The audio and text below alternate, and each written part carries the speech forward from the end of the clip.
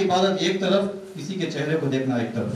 تو آئیے اب بلا تاخیر آپ کے سامنے مقرر خصوصی مولانا مولوی مفتی ڈاکٹر ہاشم عارف پاشا قادری شہزادہ غوث عالم جانشین سجادہ نشین بارگاہ لاؤباری سے میں التماس کرتا ہوں، گزارش کرتا ہوں آپ کے سامنے خطاب فرمائے اور ہمارے دلوں کو منور اور مجلا فرمائے.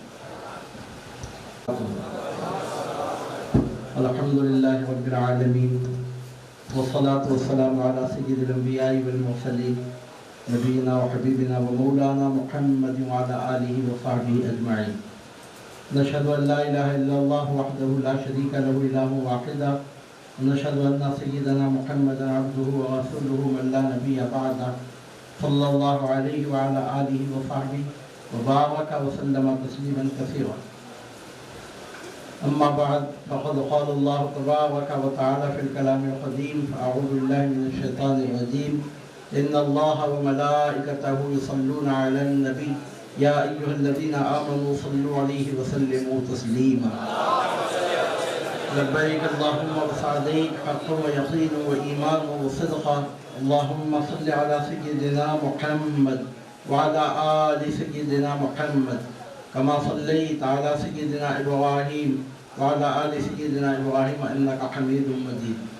اللهم بارك على سيدنا محمد وعلى آل سيدنا محمد كما باركت على سيدنا إبراهيم وعلى آل سيدنا إبراهيم إنك حميد مجيد. کوئی مجھ سے یہ پوچھے کیا ہے عظمت غوث اعظم کی تو کہہ دوں گا جزء ایما ہے الفت غوث اعظم کی. سلیقے سے پکارو اے مرید و غوث اعظم کو، ہر ایک مشکل میں کام آنا ہے عادت غوث اعظم کی. صلی اللہ علی حبیبہ و نبیہ و رسولہ نبینا و سیدنا و حبیبنا مولانا محمد وعلی آلہ و صحبہ اجمعین. صدر جلسہ محترمی مکرمی حضرت شاہ محمد افضل الدین جنیدی المعروف حضرت سراج بابا صاحب قبلہ مد ظلہ العالی، محترمی معظمی برادر مکرم حضرت سید علی اکبر حسینی صاحب شفتہ علی القادری سجادہ نشین تاجپورہ شریف، اور اس آستانے کے سجادہ نشین دائی محفل بانی محفل جناب محترم مولانا کمال اللہ ظہوری صاحب دامہ اقبالہ، اور معزز مکرم علماء اہل سنت و برادران ملت. آپ کے لیے ہمارے لیے یہ انتہائی سعادت کی بات ہے کہ پیروں کے پیر اولیاء کے سردار 29 شعبان 470 ہجری سے لے کر سرخوں کے جانے تک خاندان اہل بیت کے سب سے بڑے نمائندہ اور وارث خاندان فاطمۃ الزہرا سلام اللہ علیہا کے ترجمان خاندان محمد الرسول اللہ صلی اللہ علیہ وسلم کے اپنی ولادت کے بعد سے لے کر قیامت تک سب سے بڑے وارث قطب بغداد قطب الکونین غوث الملکوت پیر پیرا میر میرا غوث سمدانی قطب ربانی شہباز لامکانی پیر لاسانی امامنا و شیخنا شیخ عبد القادر الجیلانی رضی اللہ تعالی عنہ و ارضاہ عنا کی بارگاہ عالی جاہ میں نظران عقیدت خراج عقیدت پیش کرنے کے لیے جو مبارک مقدس پاکیزہ پرنور ایمان افروز روح پرور بزم سجائی گئی ہے، اس میں آپ اور ہم شریک ہوئے ہیں. یقیناً یہ اللہ رب العزت کا ہم پر بہت بڑا فضل و کرم ہے. ہم یہ بات پورے وسوخ پورے اطمینان کے ساتھ کہہ سکتے ہیں کیونکہ اللہ رب العزت جس کو اپنے فضل سے سرفراز فرمانا چاہتا ہے اسی کی زبان پر سید الاولیاء غوث اعظم دستگیر رضی اللہ تعالیٰ کا نام پاک آتا ہے. اور اللہ رب العزت جن کو اپنے فضل سے محروم رکھنا چاہتا ہے ان کی زبانوں پر سرکار غوث پاک رضی اللہ تعالیٰ کا نام پاک آ ہی نہیں سکتا. جو غوث اعظم دستگیر رضی اللہ تعالیٰ کی چوکھٹ تک پہنچ جائے محروم رہ نہیں سکتا، اور جس کو محروم رہنا ہے وہ در غوث الورا تک پہنچ نہیں سکتا. اللہ رب العزت نے قرآن مجید میں فرمایا اِنَّ رحمت اللہ قریب من المحسنین، اللہ کی رحمت اللہ کے نیک بندوں سے قریب ہوتی ہے. تو سرکار غوث پاک رضی اللہ تعالیٰ غوث ہیں، ولی ہیں، عبد صالح ہیں، محسنین کے زمرے میں ہیں. اس بات کو میں آپ کے سامنے چند ایسے لوگوں کے حوالے سے ثابت کروں گا جن کے بارے میں شاید آپ کو خود اس بات کا ایکسپیکٹیشن نہیں ہوگا کہ وہ بھی سرکار غوث پاک رضی اللہ تعالیٰ عنہ کی بارگاہ میں ایسا کہہ سکتے ہوں۔ عزیزان محترم، یہاں پہنچ کر مجھے انتہائی مسرت بھی ہو رہی ہے، ایک انتہائی خوشگوار ماحول بھی ہے، اور حضور غوث پاک رضی اللہ تعالیٰ عنہ کی اس پاکیزہ مبارک بزم میں حاضر ہونا آپ کے لیے ہمارے لیے یقیناً انتہائی سعادت کی بات ہے۔ ہمارے شاگرد عزیزم نعیم اللہ ظہوری صاحب نے جب جلسے میں مجھے مدعو کیا تھا تو مجھے اندازہ نہیں تھا کہ محفل اس نوعیت کی ہوگی۔ آ کر دیکھ کر واقعتاً اطمینان ہو رہا ہے اور خوشی ہو رہی ہے کہ ایسے ماحول میں، ایسے علاقے میں ہمارے ایکسپیکٹیشن سے بڑھ کر بہتر انداز میں یہ مبارک مقدس محفل سجائی گئی ہے۔ اور اس ضمن میں آج کے لیے جو ٹاپک بنا کے میں گفتگو کر رہا ہوں وہ ہے کہ ہم جو سمجھتے ہیں جن لوگوں کے بارے میں کہ وہ سرکار غوث پاک رضی اللہ تعالیٰ عنہ کے عظمت سے ناواقف ہیں یا اس کا اعتراف کرنے والے نہیں ہیں، یا کھلے الفاظ میں آپ کے سامنے کہوں جو وہابی فکر سے متاثر ہے۔ اب اسلام اس وقت انٹرنیشنل لیول پر دو فکروں میں بٹا ہوا ہے، صوفی فکر اور وہابی فکر۔ اس کی جو الگ کئی تقسیمات ہیں ہوتے ہیں فی زمانہ ایسا زیادہ دیکھنے میں آ رہا ہے۔ ایک صوفی رجحان ہے، ایک وہابی رجحان ہے۔ یہ وہابی ازم صوفی ازم کا ڈیٹ اگینسٹ اور ڈیٹ اپوزٹ بن کر اور اس کا بالکل مد مقابل بن کر گزشتہ صدی میں دنیا کے سامنے آیا ہے۔ تو جن لوگوں کے بارے میں، جن اداروں کے بارے میں، جن افراد کے بارے میں، جن اشخاص کے بارے میں ہم پورے یقین، پورے اطمینان، پورے وثوق کے ساتھ یہ کہہ سکتے ہیں کہ بہرحال وہ وہابی ازم سے متاثر ہیں۔ وہابی ازم ان کے ذریعے پھیلا، وہ نہ صرف یہ کہ وہابی ازم سے متاثر ہے بلکہ وہابی ازم ان کے بن پوتے پر قائم ہے۔ ایسے چند اداروں اور ایسے چند اشخاص کی تحریرات کی روشنی میں باحوالہ میں آپ کے سامنے پیش کروں گا کہ میرے پیر غوث اعظم دستگیر رضی اللہ تعالیٰ کی عظمت و شان کی رفت و بلندی کا حال یہ ہے کہ ہم جیسے در غوث الورا کے فقیر تو اپنا حق نمک ادا کرتے ہی رہیں گے۔ شان میرے پیر غوث اعظم دستگیر کی یہ ہے، رفعنا لک ذکرک کا تاج پہن کر پیدا ہونے والے کے وارث بن کر جب دنیا کے سامنے آئے تو غوثیت کبریٰ کا ڈنکا اس شان و شوکت کے ساتھ بجا۔ عزیزان محترم، اس کو کرامت کہہ لیجیے سرکار غوث الورا رضی اللہ تعالیٰ کی کہ آپ نے ہاتھ پکڑ کر وہابی ازم کے نمائندوں سے بھی اپنی ایسی منقبت اور ایسی فضیلت درج فرمائی جیسے صوفی ازم کے لوگ جیسے بیان کرتے ہیں۔ میں آغاز کروں گا ہمارے ہندوستان کے ماضی قریب کے ایک مشہور، معروف، بہت بڑے اسکالر، بہت بڑے عالم، بہرحال وہابی فکر کے نمائندہ، لیکن ہندوستان یہ شہرت رکھنے والے آل انڈیا لیول پر جن کی علمیت کا توتی بولتا رہا، جب تک وہ زندہ رہے مسلم پرسن اللہ بٹ کا کوئی دوسرا پریسیڈنٹ نہیں بن سکا، مولانا ابو الحسن علی میاں ندوی۔ علی میاں ندوی نے کتاب لکھی ہے تاریخ دعوت و عزیمت کے نام سے، اور اس میں انہوں نے حضور غوث پاک رضی اللہ تعالیٰ عنہ کا ذکر خیر بھی کیا ہے۔ خیر وہ سرکار غوث پاک کا خدمہ مبارک اللہ کے ہر ولی کی گردن پر ہے، آپ کی کرامت سے مردے زندہ ہوئے وہاں تک تو نہیں جا سکے، اس حد تک تو خیر ان سے ایکسپیکٹیشن بھی نہیں ہے، لیکن جتنا کچھ انہوں نے کہا ہے وہ بھی ابو ایکسپیکٹیشن ہے۔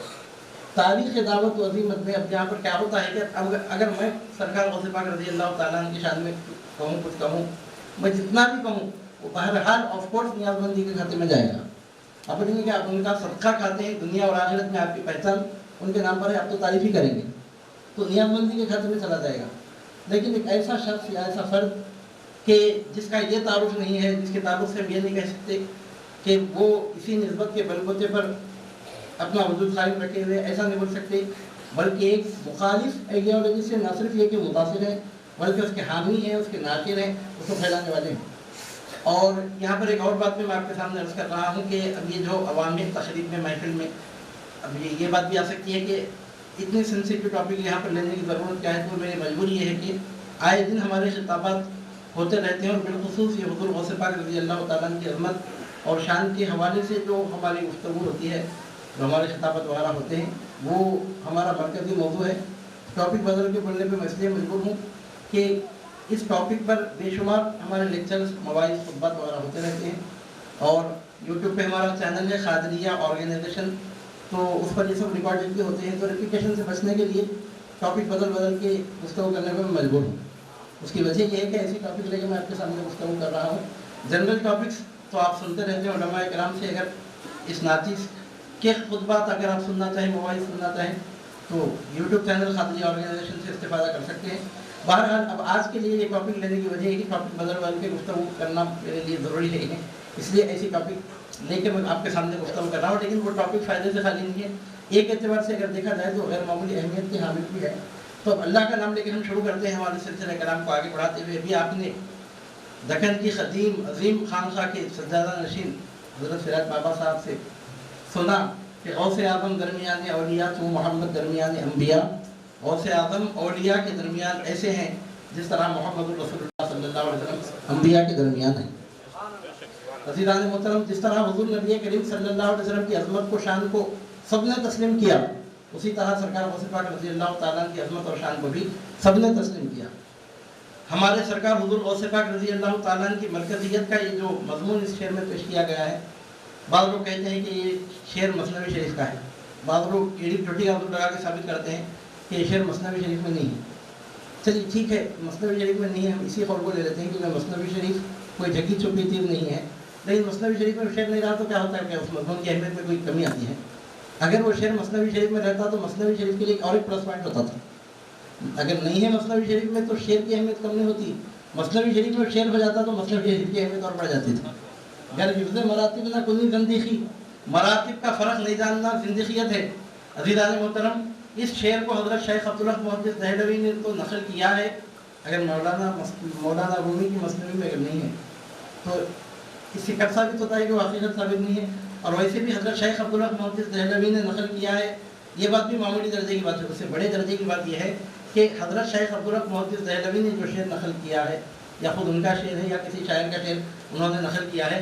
आप जानते हैं कि शायर जब कोई शेर कहता है तो उसके पीछे एक थॉट होता है, उसकी एक सोच, उसका एक ख्याल होता है, एक नज़रिया होता है जो शेर में पेश करता है।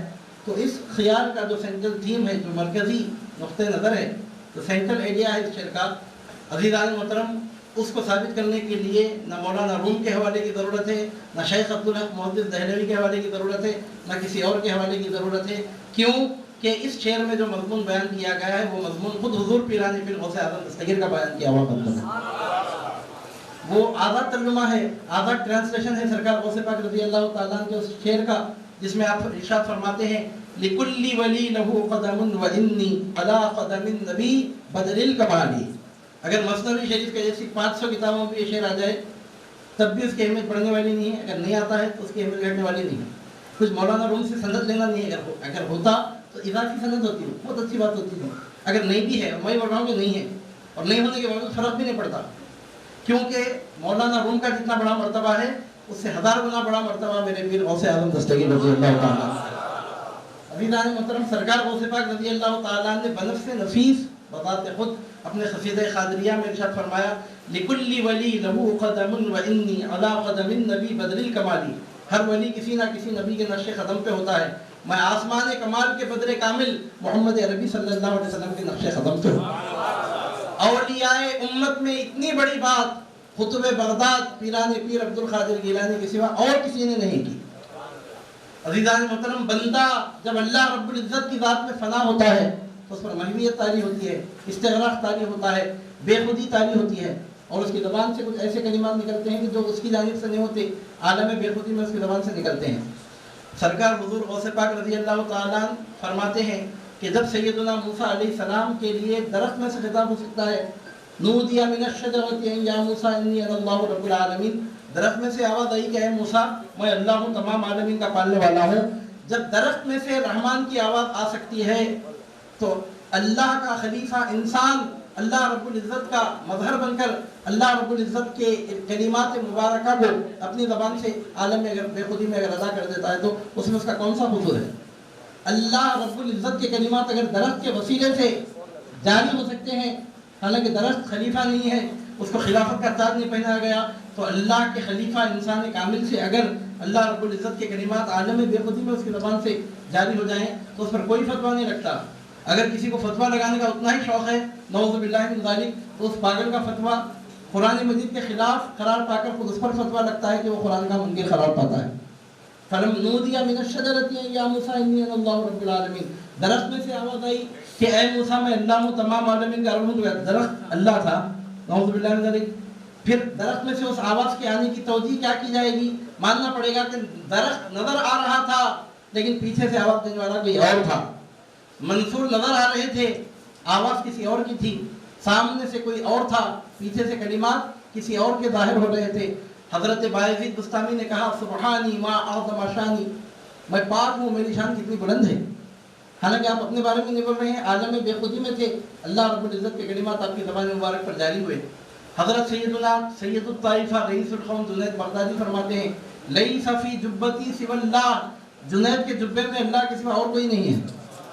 तो क्या मतलब इसका कि हजरत जुनैद खुदा है? नऊज़ुबिल्लाह, खुदा नहीं है, खुदा का बंदा है। आलम महवियत में थे, जुनैद नजर आ रहे थे, जुनैद को पैदा करने वाला खिताब फरमा रहा था पीछे से। अब आप स्पीकर में से सुनेंगे कि बोलने वाला माइक्रोफोन पे जो कुछ बोलता है उसकी आवाज स्पीकर में से सुनाई देती है। इसका मतलब स्पीकर नहीं बोल रहा है, बोलने वाला माइक्रोफोन पे बोल रहा है, स्पीकर में से उसकी आवाज बाहर हो रही है। अज़ीज़ान मोहतरम, हजरत मंसूर का अनल हक कहना ये तो दुनिया में मशहूर है। आपने कहा था अनल हक, हालांकि हजरत मंसूर हक नहीं है, हक के बंदे हैं, वो हक नहीं है, अब्दुल हक हैं, लेकिन उनकी ज़बान पर कलाम करने वाला कोई और था। अल्लाह रब्बुल इज़्ज़त के कलिमात आपकी ज़बान मुबारक से जारी हुए। अज़ीज़ान मोहतरम, अहले सुन्नत व जमाअत में हिफ्ज़ मरातिब को मलहूज़ रखना लाज़िमी करार दिया गया। सूफिया फरमाते हैं अगर हिफ्ज़ मरातिब न कुनी ज़ंदीक़ी, अगर कोई हिफ्ज़ मरातिब का लिहाज नहीं रखता तो ज़िंदीक़ है वो। लोग कहते हैं कि अहले सुन्नत व जमाअत के लोग मुशरिक होते हैं, नऊज़ुबिल्लाह, हम कैसे मुशरिक होंगे? हम मोइनुद्दीन चिश्ती के जैसे वली को अब्दुल कादिर गिलानी के बराबर नहीं मानते, हम अब्दुल कादिर गिलानी को पंजतन पाक के बराबर नहीं मानते। अज़ीज़ान मोहतरम, हम मौला अली मुर्तज़ा को, सिद्दीक़ अकबर को, फारूक आज़म को किसी पैगंबर के बराबर नहीं मानते। हम किसी नबी को सैयदुल मुरसलीन मुहम्मदुर रसूलुल्लाह सल्लल्लाहु अलैहि वसल्लम के बराबर नहीं मानते। ज़रा गौर करके देखो कि जिस मसलक के लोग सुल्तानुल हिंद को सुल्तानुल औलिया के बराबर नहीं मानते, सुल्तानुल औलिया को पंजतन पाक और सहाबा किराम के बराबर नहीं मानते, और जो सहाबा को अंबिया के बराबर नहीं मानते, अंबिया को सैयदुल मुरसलीन सल्लल्लाहु अलैहि वसल्लम के बराबर नहीं मानते, हम बंदे को खुदा के बराबर कैसे मानेंगे? हमारे पास तो मरातिब का इतना फ़र्क है मरातिब तुम्हारे पास नहीं है। तुम्हारे पास ये है कि नबी उम्मती कई मामलात में बराबर होते हैं। नबी और उम्मती का बेसिक फ़र्क मिटाने का नज़रिया तो तुम्हारे पास पाया जाता है।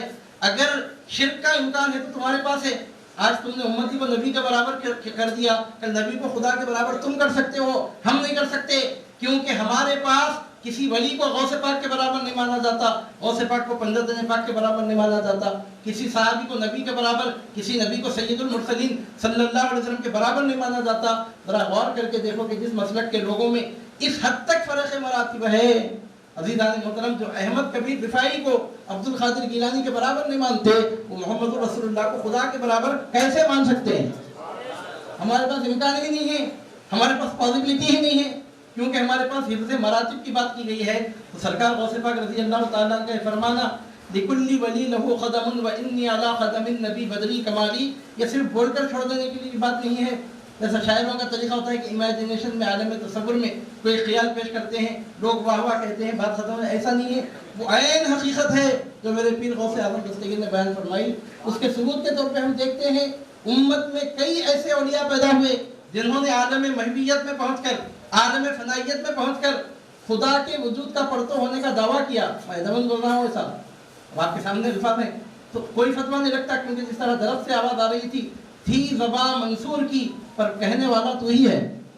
वो तो एक स्पीकर की तरह नजर आ रहे थे। अज़ीज़ान मोहतरम, अब यहाँ पर आप देखेंगे कि इस उम्मत में अनल हक होने का दावा किया गया, लैसा फी जुब्बती सिवल्लाह का दावा किया गया, सुबहानी मा आज़म शानी का दावा किया गया, अनल्लाह का दावा आलम महवियत में करने वालों ने किया। वो दावा नहीं था, आलम इस्तिग़राक़ में वो कलिमात जारी हुए थे। लेकिन अज़ीज़ान मोहतरम, 1443 सन हिजरी का ये साल है। आप देखेंगे कि आज तक भी इस उम्मत में कोई ऐसा वली पैदा नहीं हुआ कि जिसने दावा किया हो कि मेरा वजूद मोहम्मद रसूलुल्लाह का वजूद है। ये दावा अगर किसी ने किया है तो सिर्फ एक वली कामिल ने किया है, जिनको दुनिया पीरानी पीर कहती है, गौसे आज़म दस्तगीर कहती है। फरमाते हैं बिल्लाहि हाज़ा वजूद जद्दी ला वजूद अब्दुल कादिर, खुदा की कसम ये मेरे जद मोहम्मद अरबी सल्लल्लाहु अलैहि वसल्लम का वजूद है, अब्दुल कादिर का वजूद नहीं है। जिस जलवे को तुम बगदाद की जामे मस्जिद के मिंबर पे देख रहे हो, ये मत समझना कि सुल्तान तैयबा के जलवे से हटकर ये कोई दूसरा जलवा है। بغداد کی جامع مسجد کے ممبر پہ تم کو وہی جلوہ نظر آ رہا ہے جو جلوہ حضرت صدیق اکبر نے مسجد نبوی کے ممبر پہ دیکھا تھا، جو جلوہ حضرت فاروق اعظم رضی اللہ تعالیٰ نے مسجد نبوی کے ممبر پہ دیکھا تھا۔ انا اللہ ہونے کا دعویٰ بہت سارے اولیاء نے کیا، لیکن انا محمد ہونے کا دعویٰ سوائے پیر لاسانی عبد القادر گیلانی کے آج تک کسی نے نہیں کیا۔ سور پھونکے جانے تک کسی کی مجال نہیں ہے کہ وہ دعویٰ کر سکے، کیونکہ سرکار غوث پاک رضی اللہ تعالیٰ عنہ فرماتے ہیں لِكُلِّ وَلِي لَهُ خَدَمٌ وَإِنِّي عَلَىٰ خَدَمِ النَّبِي بَدْرِ الْكَمَالِ، ہر نبی ہر ولی کسی نہ کسی نبی کے نقش قدم پہ ہوتا ہے، اور میں آسمان کمال کے بدر کامل محمد عربی صلی اللہ علیہ وسلم کے نقش قدم پہ ہوں۔ سرکار غوث پاک رضی اللہ تعالیٰ عنہ کے ارشاد گرامی کی توضیح اور تعویل میں اور اس کی جہاد کے حوالے سے گفتگو کیا تو بہت ساری باتیں نکلتی ہیں۔ ان سب باتوں سے قطع نظر میں صرف اتنا آپ کے سامنے عرض کر رہا ہوں کہ حضور ادا کے بعد چند اہم امور آپ کے سامنے عرض کرنے کی سعادت حاصل کرنے جا رہا ہوں، تاکہ آپ کو پتہ چلے کہ حضور غوث پاک رضی اللہ تعالیٰ کا یہ فرمانا کہ ہر ولی کسی نہ کسی نبی کے نقش قدم پہ ہوتا ہے، اور میں محمد عربی صلی اللہ علیہ وسلم کے نقش قدم پہ ہوں۔ اس اعتبار سے بھی آپ اس کو دیکھ لیں کہ جس طرح سرکار پاک صلی اللہ علیہ وسلم کی عظمت مسلم ہے، مسلم ہے کا مطلب یہ کہ اگر کوئی اس کو نہیں مانتا ہے تو وہ انصاف کے تقاضوں سے ہٹا ہوا ہے۔ اسی طرح حضور غوث پاک رضی اللہ تعالیٰ کی عظمت بھی مسلم ہے۔ عزیزان محترم، محدثین فرماتے ہیں کہ اولیاء میں سرکار غوث پاک رضی اللہ تعالیٰ عنہ کی تنہا وہ ذات گرامی ہے کہ جن کی کرامتیں حد تواتر کو پہنچی ہوئی ہے۔ حد تواتر کو پہنچنے کا مطلب ہے کہ اتنے لوگوں نے اتنی مرتبہ قدر کثرت کے ساتھ حضور غوث پاک رضی اللہ تعالیٰ کی کرامتیں بیان کی ہیں کہ اتنے لوگ اتنی مرتبہ جھوٹ پر جمع ہو ہی نہیں سکتے، حد تواتر کو پہنچی ہوئی کرامتیں ہیں۔ تو یہ حضور نبی کریم صلی اللہ علیہ وسلم کی معجزات کی جھلک ہے۔ تو اب میں آپ کے سامنے عرض کرنے جا رہا ہوں، آپ کو بتانے جا رہا ہوں، میری بات ریکارڈ ہو رہی ہے، ایسے ہوائی فائرنگ کر کے میں بچوں گا نہیں، بالکل باول آپ کے سامنے گفتگو کر رہا ہوں۔ جن کو ہم سمجھتے ہیں کہ صوفی ازم کے مخالف حقیقت میں وہ ہیں، وہ وہابی ازم کے جو مؤید ہیں، حامی ہیں، ناصر ہیں، اس کے ناشر ہیں، ایسے چند لوگوں نے حضور غوث پاک رضی اللہ تعالیٰ عنہ کی شان میں عظمت میں کیا بیان کیا۔ اب آپ دیکھیے کہ حضور غوث پاک رضی اللہ تعالیٰ عنہ کی مقبولیت کا اور آپ کی شہرت تامہ کا کہنے میں بولتے بولتے لگ گیا تھا کہ علی میاں ندوی نے تاریخ دعوت و عظمت میں حضور غوث پاک رضی اللہ تعالیٰ عنہ کے بارے میں ایک بات یہ لکھی ہے کہ حضرت شیخ عبد القادر جیلانی رحمہ اللہ صرف سلسلہ قادریہ کے امام کا نام نہیں ہے۔ یہ بات کون بول رہے ہیں؟ ابو الحسن علی میاں ندوی، مسلم پرسنل لا بورڈ کے جو صدر تھے ان کے انتقال تک، تو ناظم دارالعلوم ندوۃ العلماء، ناظم ندوۃ العلماء لکھنؤ، وہ لکھتے ہیں اپنی کتاب میں تاریخ دعوت و عظمت میں کہ حضرت شیخ عبد القادر جیلانی رحمہ اللہ نے صرف سلسلہ قادریہ عالیہ کو بقا اور دوام نہیں بخشا، بلکہ صوفیہ کے جتنے سلسلے ہیں وہ پورے سلسلے شیخ عبد القادر جیلانی کے دم سے قائم۔ یہ بات کون بول رہے ہیں؟ علی میاں ندوی۔ اب یہاں پر بات لوجیکل نہیں ہے نا، قادریہ سلسلہ غوث پاک کے ذریعے جاری ہے، پیر احمد کبیر رفاعی کے ذریعے رفاعیہ سلسلہ ہے، خواجہ شاہ بہاؤالدین شاہ نلگن کے ذریعے نلگندی سلسلہ ہے، شیخ شہاب الدین سہروردی کے دم سے سلسلہ سہروردیہ ہے۔ یہ بات ہے نا اصل میں؟ اب یہ کیا وجہ ہے کہ تمام سلاسل حضور غوث پاک رضی اللہ تعالیٰ کے دم سے قائم ہے؟ اور یہاں پر میں کلیریفیکیشن اور ایک دے رہا ہوں آپ کے سامنے، جو بات جہاں کی ہے اس کو وہیں پہ رکھ کے دیکھیں، اس کو آگے پیچھے نہ کریں، گڑبڑ نہ کریں۔ اس کا یہ مطلب نہیں کہ قادریہ سلسلہ بہت شان والا سلسلہ ہے تو دوسرے سلسلے نعوذ باللہ من ذالک عظمت نہیں رکھتے، یہ مطلب نہیں ہے، بلکہ صوفیہ کے پاس تو یہ بات تسلیم کی گئی ہے کہ اگر کوئی صوفی صوفیہ کے سلاسل میں تفریق کرے تو صوفی ہی نہیں ہے۔ اگر سلاسل صوفیہ میں کوئی تفریق کرتا ہے وہ دنیا تصوف سے خارج ہے۔ وہ سب سلسلے اللہ رب العزت تک پہنچاتے ہیں، قادریہ سلسلہ اللہ تعالیٰ تک پہنچاتا ہے تو چشتیہ سلسلہ کس تک پہنچاتا ہے؟ بھی اللہ تعالیٰ تک پہنچاتا ہے۔ رفاعی، نقشبندی، سہروردی سب سلسلے اللہ رب العزت کی طرف پہنچاتے ہیں۔ قادریہ سلسلہ کوئی الگ سے تفوق نہیں رکھتا۔ ہاں چونکہ حضور غوث پاک رضی اللہ تعالیٰ سلطان الاولیاء ہیں، سلطان الاولیاء کی نسبت کی وجہ سے، اس نسبت کی وجہ سے سلسلہ عالی ہے، یہ بات تو صحیح ہے، لیکن جہاں تک سلاسل کا معاملہ ہے سب سلاسل اللہ رب العزت تک پہنچانے والے ہیں۔ اور ایسا بھی نہیں ہے کہ سلسلے قادریہ عالیہ کے علاوہ کوئی شخص کسی سلسلے میں داخل نہ ہو، ایسا بھی نہیں ہے۔ حضور غوث پاک رضی اللہ تعالیٰ کی ظاہری حیات طیبہ میں خود عراق میں پیر احمد کبیر رفاعی کے مریدین لاکھوں کی تعداد میں تھے۔ نہ حضور غوث پاک رضی اللہ تعالیٰ نے اس بات سے کوئی برا مانا، نہ پیر احمد کبیر رفاعی نے اس کو غوث پاک کی عظمت کے خلاف سمجھا۔ خود عراق میں پیر احمد کبیر رفاعی کے مریدین لاکھوں کی تعداد میں موجود تھے۔ हुजूर गौसे पाक रज़ी अल्लाह ताला बगदाद में बाहर जलवा फरमाते, उधर शेख अबू नजीब सोहरावर्दी, शेख शिहाबुद्दीन सोहरावर्दी दस्ते बैठ दराज किए हैं को नजर आते हैं। तो इससे मालूम होता है कि सब सिलसिले बरात हैं। हुजूर गौसे पाक रज़ी अल्लाह ताला की मर्जी मुबारक भी यही थी कि सब सिलसिले जारी रहे दुनिया में, और दीगर बुजुर्गों का भी यही नजरिया था कि हुजूर गौसे पाक रज़ी अल्लाह ताला से फैज़ याफ्ता होने के साथ अपने सलासिल को जारी रखे हुए हैं।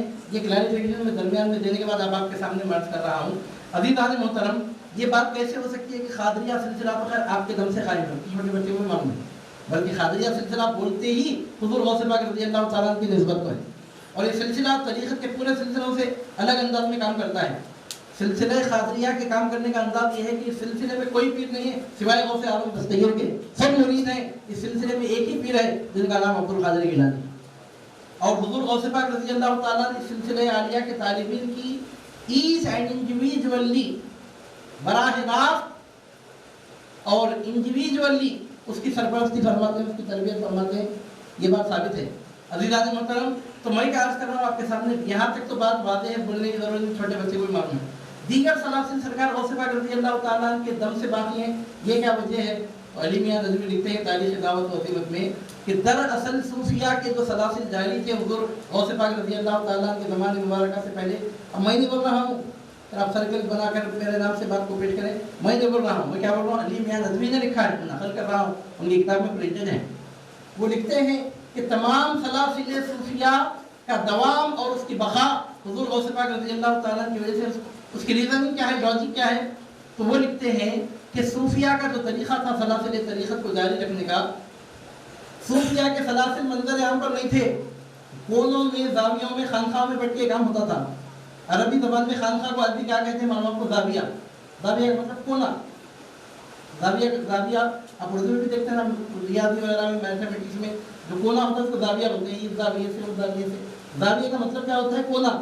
तो अज़ीज़ान मोहतरम, अली मियां नज़वी लिखते हैं कि सूफिया के सलासिल जो जारी थे हमारे सरकार गौसे पाक रज़ी अल्लाह ताला से पहले, तो उनके इजरा का तरीक़ा ये था कि वो मंजर यहाँ पर नहीं लाते थे तरीक़ा बैत को। जो उनके मुतवस्सिलीन, उनके ख़ास शागिर्द, उनके जो उन पर भरोसा करने वाले, जो उनके बिल्कुल कंट्रोल के लोग होते थे, उन लोगों से वो बैत लेते और अपने सिलसिले को आगे बढ़ाते थे। ये काम कहीं कोनों में बैठकर खामोशी के साथ ये काम अंजाम पाता था, पब्लिक लेवल पे ये काम नहीं होता था। ये काम प्राइवेट मीटिंग के जरिए होता था, ये काम मखसूस महफिलों के जरिए होता था, ये काम लिमिटेड गैदरिंग में होता था, मंजर आम पर ये काम नहीं लाया गया था। और अली मियां नज़वी लिखते हैं कि अब्दुल कादिर जीलानी वो पहले शख्स हैं कि जिन्होंने सिलसिले बैत को मंजर आम पर ला दिया। आपसे पहले मैं नहीं बोल रहा हूँ, फिर मैं 3, 4, 5 हो जाएगा, मैं नहीं बोल रहा हूँ, अली मियां नज़वी बोल रहे हैं। एक मौलिक है, तारीख लिखते लिखते बोल रहे हैं, वो फरमाते हैं कि हुजूर गौसे पाक रज़ी अल्लाह ताला से पहले, हालांकि सलासिल का इजरा हज़रत मौलाए कायनात अली मुर्तज़ा करमल्लाहु वजहहु करीम के 4 खुलफा के जरिए और उनके 14 खानदानों के जरिए बहुत पहले हो चुका था। हसन बसरी पैदा हो चुके थे, मारूफ करखी, जुनैद बगदादी के दम खदम की बाहर दुनिया देख चुकी थी, जिनके जो मकामात, जो मरातिब, जिनके जो काम करने का अंदाज़ सलाखों पे हर गुलेरा रंगों कोई दीगर हर काम के लिए मुनासिब वक्त भी दरकार होता है।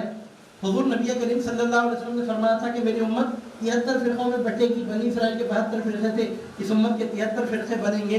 अज़ीज़ान मोहतरम, पूरे 73 फ़िरक़े बनने में कोई 50-100 साल नहीं लगे। कोई ऐसा नहीं हुआ कि 100 साल में पूरे 73 फ़िरक़े सामने आ गए हों। 73 फ़िरक़े बनकर दुनिया के सामने आने में 500 साल लगे करीब, और 500 साल में पूरे 72 फ़िरक़े, एक हक मसलक अहले सुन्नत व जमात और उसके अलावा बकिया 72 फ़िरक़े पूरे के पूरे मंजर आम पर आने में 5 सदियाँ लगी। जब पूरे 500 साल में पूरे 72 बातिल फ़िरक़े पैदा हो गए, तो अल्लाह रब्बुल इज़्ज़त ने 72 बातिल फ़िरक़ों के जवाब के तौर पर फातिमतुज़ ज़हरा के घर में एक शख्स को पैदा किया जो तने तन्हा 72 बातिल फ़िरक़ों का जवाब बनकर क़यामत की सुबह तक के लिए इमाम अहले सुन्नत बनकर पैदा हुआ। वो ज़ात गिरामी हुज़ूर पीरानी पीर गौसे आज़म दस्तगीर रज़ी अल्लाह ताला की ज़ात गिरामी है।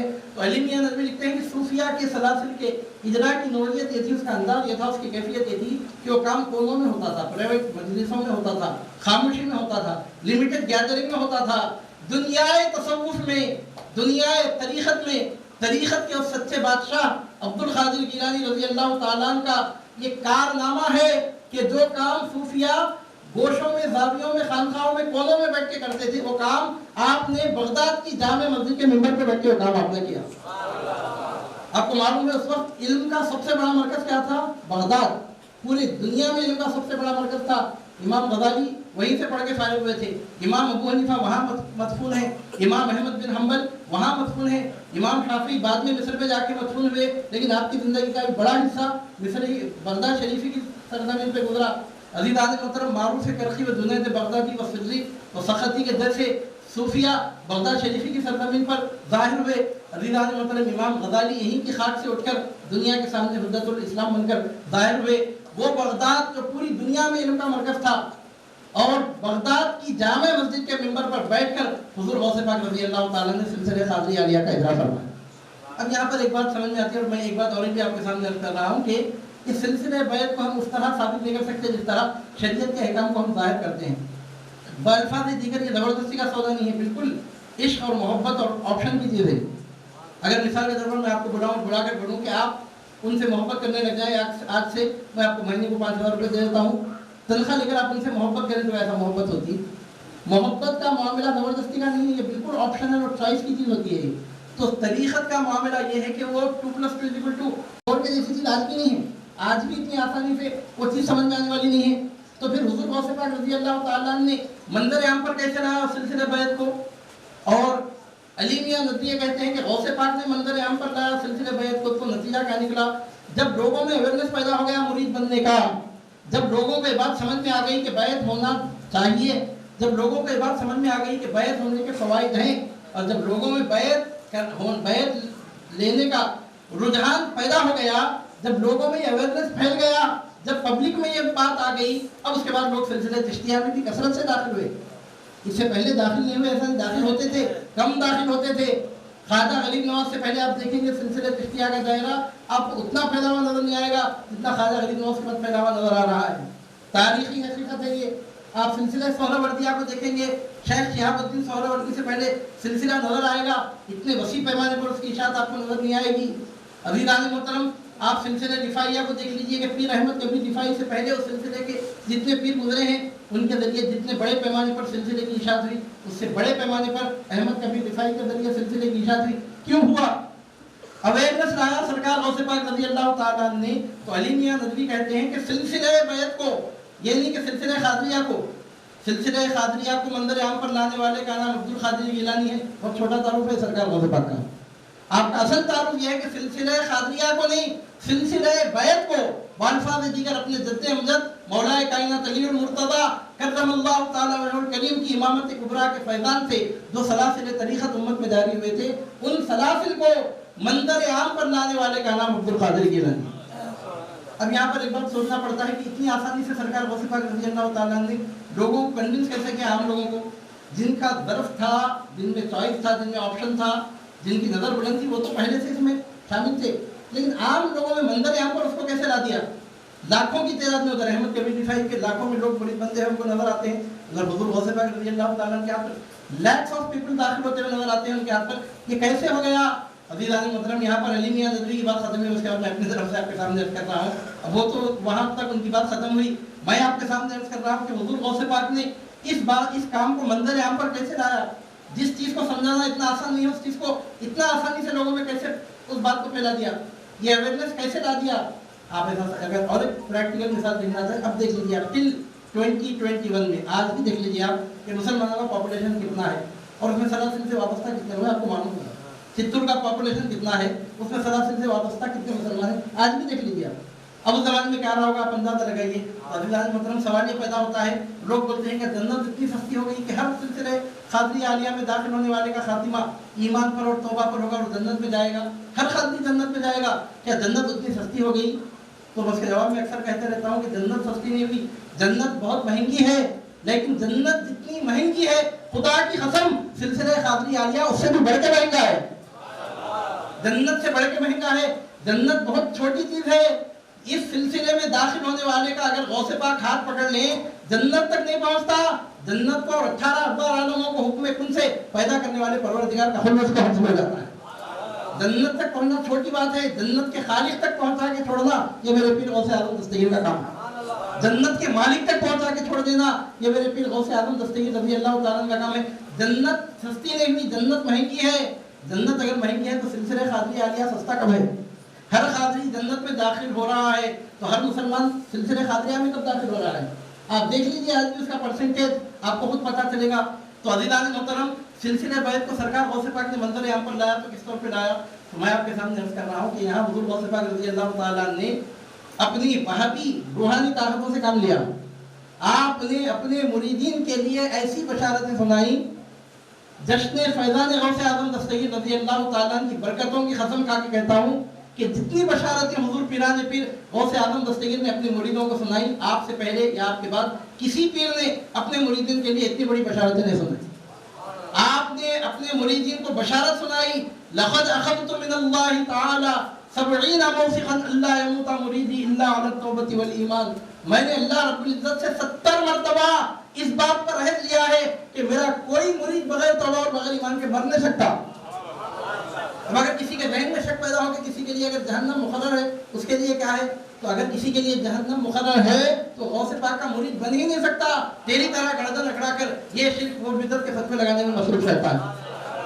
لقد اخذت من اللہ تعالی 70 موثقا، سرکار غوث پاک فرماتے ہیں ایک بار، دو بار، تین بار، 70 مرتبہ میں نے اس بات کا عہد لیا ہے۔ اب کوئی بولنے والا اڑیا مقدر بھی تو کوئی چیز ہے، مقدر میں اگر ہے تو کیا ہوگا؟ میں کیا بولوں آپ کو، مقدر میں وہ ہے اس واسطے تو غوث اعظم دستگیر کے سلسلے میں داخل ہوگا۔ مقدر میں اگر نہیں ہوتا تو وہاں تک پہنچتا ہی نہیں، یا غوث اس کی زبان پر سے نکلتا ہی نہیں۔ عزیزان محترم، سرکار غوث پاک رضی اللہ تعالیٰ نے اپنے مریدین کو بشارتیں سناتے ہوئے فرمایا، اے میرے مرید، اگر تو سمندر کی تہ میں تنہا ہے، نہیں سمجھنا کہ وہاں تو تنہا ہے، وہاں بھی تیرا پیر عبد القادر تیرے ساتھ ہے۔ سمندر کی تہ میں بھی اگر تو اکیلا ہے، یہ مت سمجھ تو ایک ہے، تیرے ساتھ تیرا پیر عبد القادر وہاں بھی موجود ہے۔ فرماتے ہیں کہ میرا ہاتھ میرے مرید کے سر پر اس طرح ہے جس طرح زمین پر آسمان۔ فرماتے ہیں کہ ایک مرتبہ میں نے دوزخ کے داروغہ مالک سے پوچھا کہ اے مالک، میرے لوگوں میں سے کیا تمہارے پاس کسی کا نام ہے؟ تو حضرت مالک نے عرض کیا، سرکار آپ کے مریدین میں سے ایک کا نام بھی میری کتاب میں نہیں۔ عزیزان محترم، آپ مجھے بتائیے کہ اتنی بشارتیں کس نے سنائی؟ فرماتے ہیں میرا ہاتھ میرے مرید کے سر پہ اس طرح ہے جس طرح زمین پر آسمان۔ فرماتے ہیں کہ میری کمان ہمیشہ چڑھی ہوئی ہوتی ہے۔ میری کمان، ایسا نہیں کہ ضرورت پڑنے پر اب کمان کو چڑھا کے جنگ کی تیاری شروع کرنا، ایسا نہیں۔ میری کمان ہمیشہ چڑھی ہوئی رہتی ہے، میری تلوار ہمیشہ بے نیام رہتی ہے۔ جنگ کے موقع پر کیا کرتے ہیں؟ ضرورت پڑنے پر تلوار باہر نکالتے ہیں نا، یا ویسا معاملہ نہیں ہے، ہماری تلوار ہمیشہ ننگی ہے۔ فرماتے ہیں کہ میری تلوار، میری کمان چڑھی ہوئی ہے، میری تلوار بے نیام ہے۔ فرماتے ہیں کہ میرا تیر نشانے پہ لگتا ہے۔ فرماتے ہیں کہ میرا نیزہ خطا نہیں کرتا۔ عزیزان محترم، آپ مجھے بتائیے کہ اتنی بڑی بشارتیں اور کسی نے سنائی؟ فرماتے ہیں کہ اے میرے مریدہم وطب وشتع وغنی وافعل ما تشاء فالاسم علی۔ اے میرے مرید، مست ہو جا، خوش ہو جا، خوشی کے ترانے گا، کیا کرنا چاہتا ہے میری محبت میں کر، میرا نام بہت بلند ہے۔ کس نے کہا مجھے؟ آپ بتائیے، ہے تو لائیے، پیش کیجئے وتھ ڈاکومنٹ کی ایویڈنس بات کرنا، خالی زبانی گھوڑے اگر دوڑیں گے تو آپ خیالی گھوڑے دوڑیں گے تو بات آگے نہیں بڑھے گی۔ عزیزان محترم، مجھے آپ بتائیے کس نے کہا؟ سرکار غوث پاک فرماتے ہیں مریدی لا تخف اللہ ربی عطانی رفعتا نلت المنالی۔ اے میرے مرید، خوف نہ کر، اللہ میرا رب ہے، جو مجھے حاصل ہونا چاہیے تھا سب میرے پروردگار نے مجھے عطا فرما دیا۔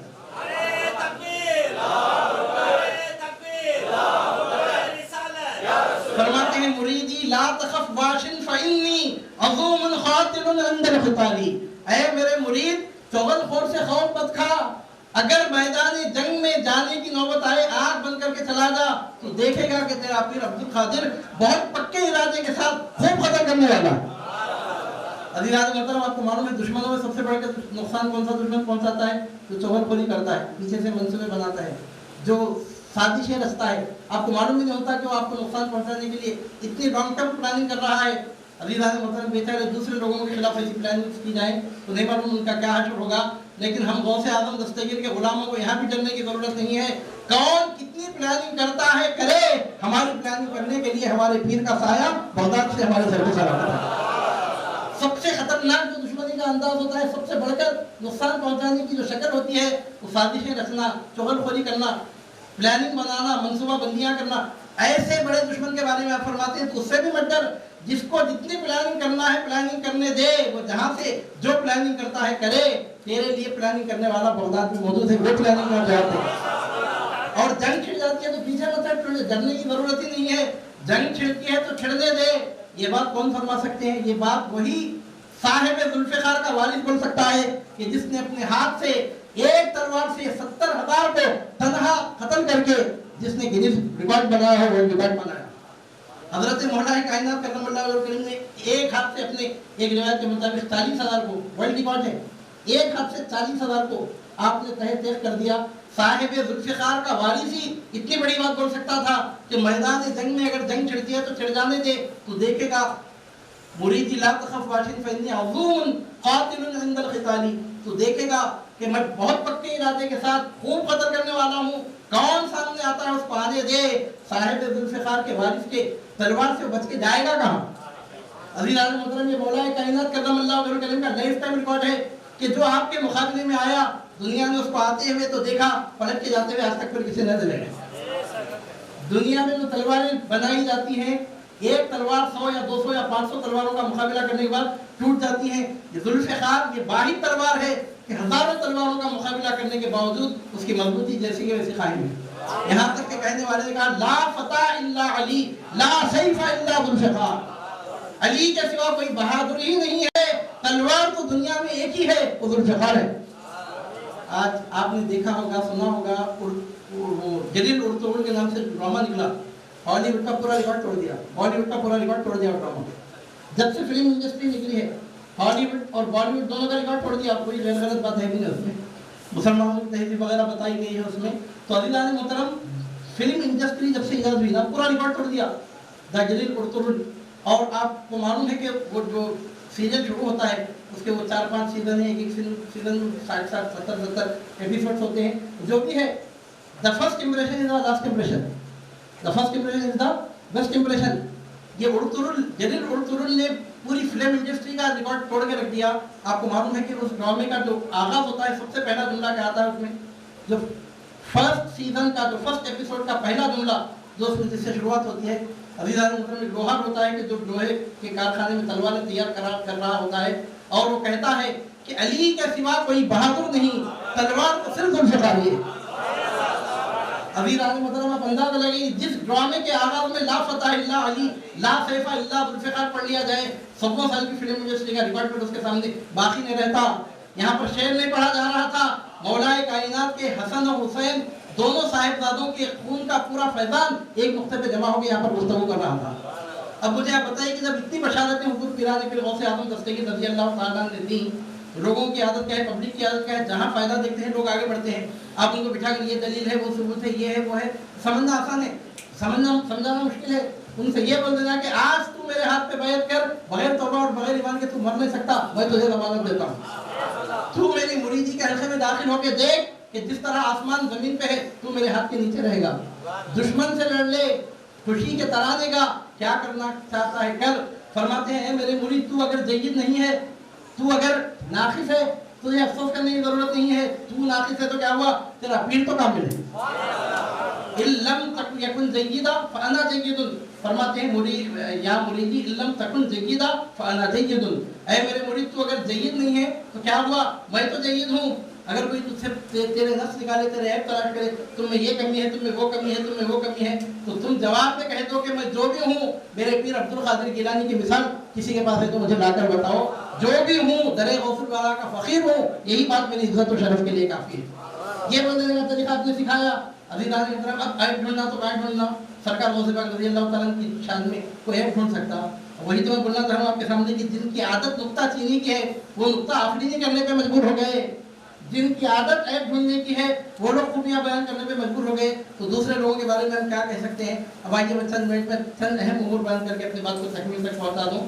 قریب زمانے میں سعودی عرب کے مفتی اعظم گزرے ہیں. اب یہ تو علمیہ ندوی کے حوالے سے میں نے آپ کے سامنے کہا کہ پبلک لیول پر سلسلے بیعت کو لانے والے کا نام شیخ عبد القادر گیلانی رضی اللہ تعالیٰ نے. عزیزان محترم بشارتیں سنا کر آپ نے ماحول بنا دیا. جب ماحول کریٹ ہو گیا جب ماحول بن گیا لوگوں میں اویئرنیس آ گیا اب لوگ سب سلسلوں میں داخل ہونے لگے. آپ اس کا اگر ہسٹوریکل ایویڈنس دیکھنا چاہتے ہیں دیکھ لیجئے سلسلے چشتیہ پہ غریب نواز سے پہلے کتنے لوگ تھے ان کے بعد اب کتنے لوگ ہو گئے. آپ دیکھ لیجئے سلسلے سہروردیہ میں شہاب الدین سہروردی سے پہلے کتنے لوگ تھے بعد میں کتنے بڑھ گئے. آپ دیکھ لیجئے کہ احمد کبیر رفاعی سے پہلے سلسلے رفاعیہ کے شیوخ کے کتنے مریدین تھے ان کے بعد کتنے بڑھ گئے. کیسے بڑھ گئے اچانک. ऐसा नहीं है कि चलो एक आध सिलसिला बढ़ा, इधर सरकार गौसे पाक का ज़माना हुआ, पूरे सिलसिलों पे बहारें आ गई। तो यहाँ से मालूम होता है कि बगदाद की सरजमीन से बरसने वाला ये बारान करम सिर्फ अपने खादरी गुलामों पे नहीं बरसा, अपने नाना जान की पूरी उम्मत पे बरसा। अज़ीज़ान मोहतरम, रसूल पाक सल्लल्लाहु अलैहि वसल्लम की पूरी उम्मत को फैज़याब फरमाया। तो अली मियां नजवी पॉइंट लिखते हैं कि तमाम सलासिल में जो आज हमको बहार नजर आ रही है वो अब्दुल कादिर गिलानी के दम कदम का सदका है। तारीख अल्फाज इतने अदब के इस्तेमाल नहीं करते, कॉन्सेप्ट है वो। आप एक लफ्ज़ पकड़ के बताओ तो नहीं बता सकता मैं, मतलब वो इसका मफहम। हमको अदब की बोली बोलने की आदत है, हम अदब से बोलते हैं। हम सरकार गौसे पाक का तज़किरा हम सती अंदाज में नहीं कर सकते। अल्फाज बदले हुए हो सकते हैं, अंदाज बदला हो सकता है, मजमून वही है। अब आइए मैं चंद एविडेंसेस पेश करके, क्योंकि आपको वक्त भी काफ़ी हो रहा है, जल्दी जल्दी अपनी बात को समेट लूँ। वैसे तो मुझे वजाहत और शरह के तौर पे जो कुछ कहना था सब बोल दिया मैं। अब लाइन से वन बाई वन रेफरेंस के तौर पे चंद बातें मान करके अपनी बात को खत्म कर देता हूँ। सऊदी अरब के करीब ज़माने के मुफ्ती गुजरे, मुफ्ती आज़म बिन बाज़, आपने नाम सुना होगा। लोग सऊदी अरब को गए हैं या जाने जाकर आने वालों से आप सुने होंगे। सऊदी अरब के मुफ्ती आज़म, खैर अब यहाँ से मैं वहाबियों की बात कर रहा हूँ, इसके बाद से बहुत बड़े वहाबी हैं, वो वहाबियों के बहुत बड़े सरदार हैं। तो मुफ्ती आज़म रहे सऊदी अरब के, बिन बाज़ नाबीना थे, बिन बाज़। तो बिन बाज़ ने हुज़ूर गौसे पाक रज़ी अल्लाह तआला के बारे में क्या कहा आप सुनिए। हमको क्या कहते हैं वो लोग, तुम मुशरिक हो, तुम बिदअती हो, तुम बाल हो, तुम मुदिल हो, तुम गुमराह हो, तुम एक्स हो, तुम वाई हो, तुम ज़ेड हो। अब हमको ये सब तरीके सिखाने वाले कौन है? सरकार गौसे पाक रज़ी अल्लाह तआला। उनके बारे में क्या फरमाते हैं, क्या लिखते हैं? तो बिन बाज़ का कहना यह है, सरकार गौसे पाक रज़ी अल्लाह तआला के बारे में उनके फतवा में है, उनसे फतवा पूछा गया, उनके ऑनलाइन फतवा में है ये, उनसे फतवा पूछा गया कि सरकार गौसे पाक रज़ी अल्लाह तआला के बारे में क्या है। तो आगे पीछे तो पूरा वहाबियत का बखार उन्होंने निकाला, उनसे एक्सपेक्टेशन हुई थे, लेकिन दरमियान में जो एक दो जुमले हमारे मतलब क्या गए हैं वो मैं आपके सामने अर्ज़ कर रहा हूँ। बिन बाज़ लिखते हैं सरकार गौसे पाक रज़ी अल्लाह तआला के बारे में कि वह हुआ रजुलन सालिहुन मारूफुन। ये नहीं कहते कि वो मुशरिक हैं, वो बिदअती हैं, लोगों को उन्होंने गैरुल्लाह को निदा देने का तरीका सिखाया। हालांकि सरकार गौसे पाक फरमाते हैं कि जो मुसीबत में घिर जाए उसे चाहिए कि मेरे वसीले से दुआ करे, उसकी मुसीबत आसान होगी। जिसको मुश्किल आ जाए वो मेरा नाम लेके पुकारे, उसकी मुश्किल आसान हो जाएगी। अब ऐसा बोलने वालों को मुश्किल बोलना था ना, जो मेरा नाम लेके पुकारे उसकी मुसीबत आसान हो जाएगी। वहाँ भी अक़ीदत में तो अक़ीदे में तो शिरक है ये, तो उनको बोलना चाहिए था कि शिरकी अक़ायद की आपने तालीम दी, नऊज़ु बिल्लाहि मिन ज़ालिक, मजाल नहीं है। यहाँ से मालूम होता है कि बाज़ काम मिन जानिबिल्लाह होते हैं, हर काम बंदों की जानिब से नहीं होता, बाज़ काम मिन जानिबिल्लाह होते हैं। तो बिन बाज़ लिखते हैं मेरे पीर गौसे आज़म दस्तगीर की शान में, वह हुआ रजुलन सालिहुन मारूफुन। हुज़ूर गौसे पाक रज़ी अल्लाह तआला नेक आदमी है। सालेह किसको बोलते हैं अरबी में आपको मालूम? ये हमारे उर्दू में साले का लफ्ज़ अलग है, अरबी में साले का जो लफ्ज़ आता है वली के लिए आता है। हम जैसा हमारी बोलचाल में वली वली बोलते हैं ना, तो अरबी में कुरान मजीद में खुद वली के लिए क्या लफ्ज़ आता है? साले का लफ्ज़ आता है। तो फरमाते हैं जैसा कि सूरह कहफ में काना अबूहुमा सालिहा मिसाल के तौर पर, तो लिखते हैं कि वह हुआ रजुलन सालिहुन। वो कोई आम आदमी नहीं थे, वो कोई आम आदमी नहीं है, बल्कि वो वली हैं। और क्या बोलते हैं, कोई गुमनाम वली नहीं है। ऐसा नहीं कि उनकी तारुफ की ज़रूरत हो। पूछने वाले ने पूछा कि अब्दुल कादिर गिलानी कौन है, तो जवाब में क्या बता रहे हैं, इतने मशहूर है कि उनके बारे में बोलने की ज़रूरत ही नहीं है। वो रजुलन सालिहुन मारूफुन, वो ऐसे आदमी हैं कि जो वली हैं और इंतहाई शोहरत रखने वाले, सबको मालूम है कि वो कौन है। उसके बाद लिखते हैं वो फ़क़ीहुन मारूफुन हम्बलीयुन, और आप इंतहाई शोहरत रखने वाले फ़िक़्ह हनफ़ी के मुताबिक फ़तवे देने वाले फ़क़ीह हैं।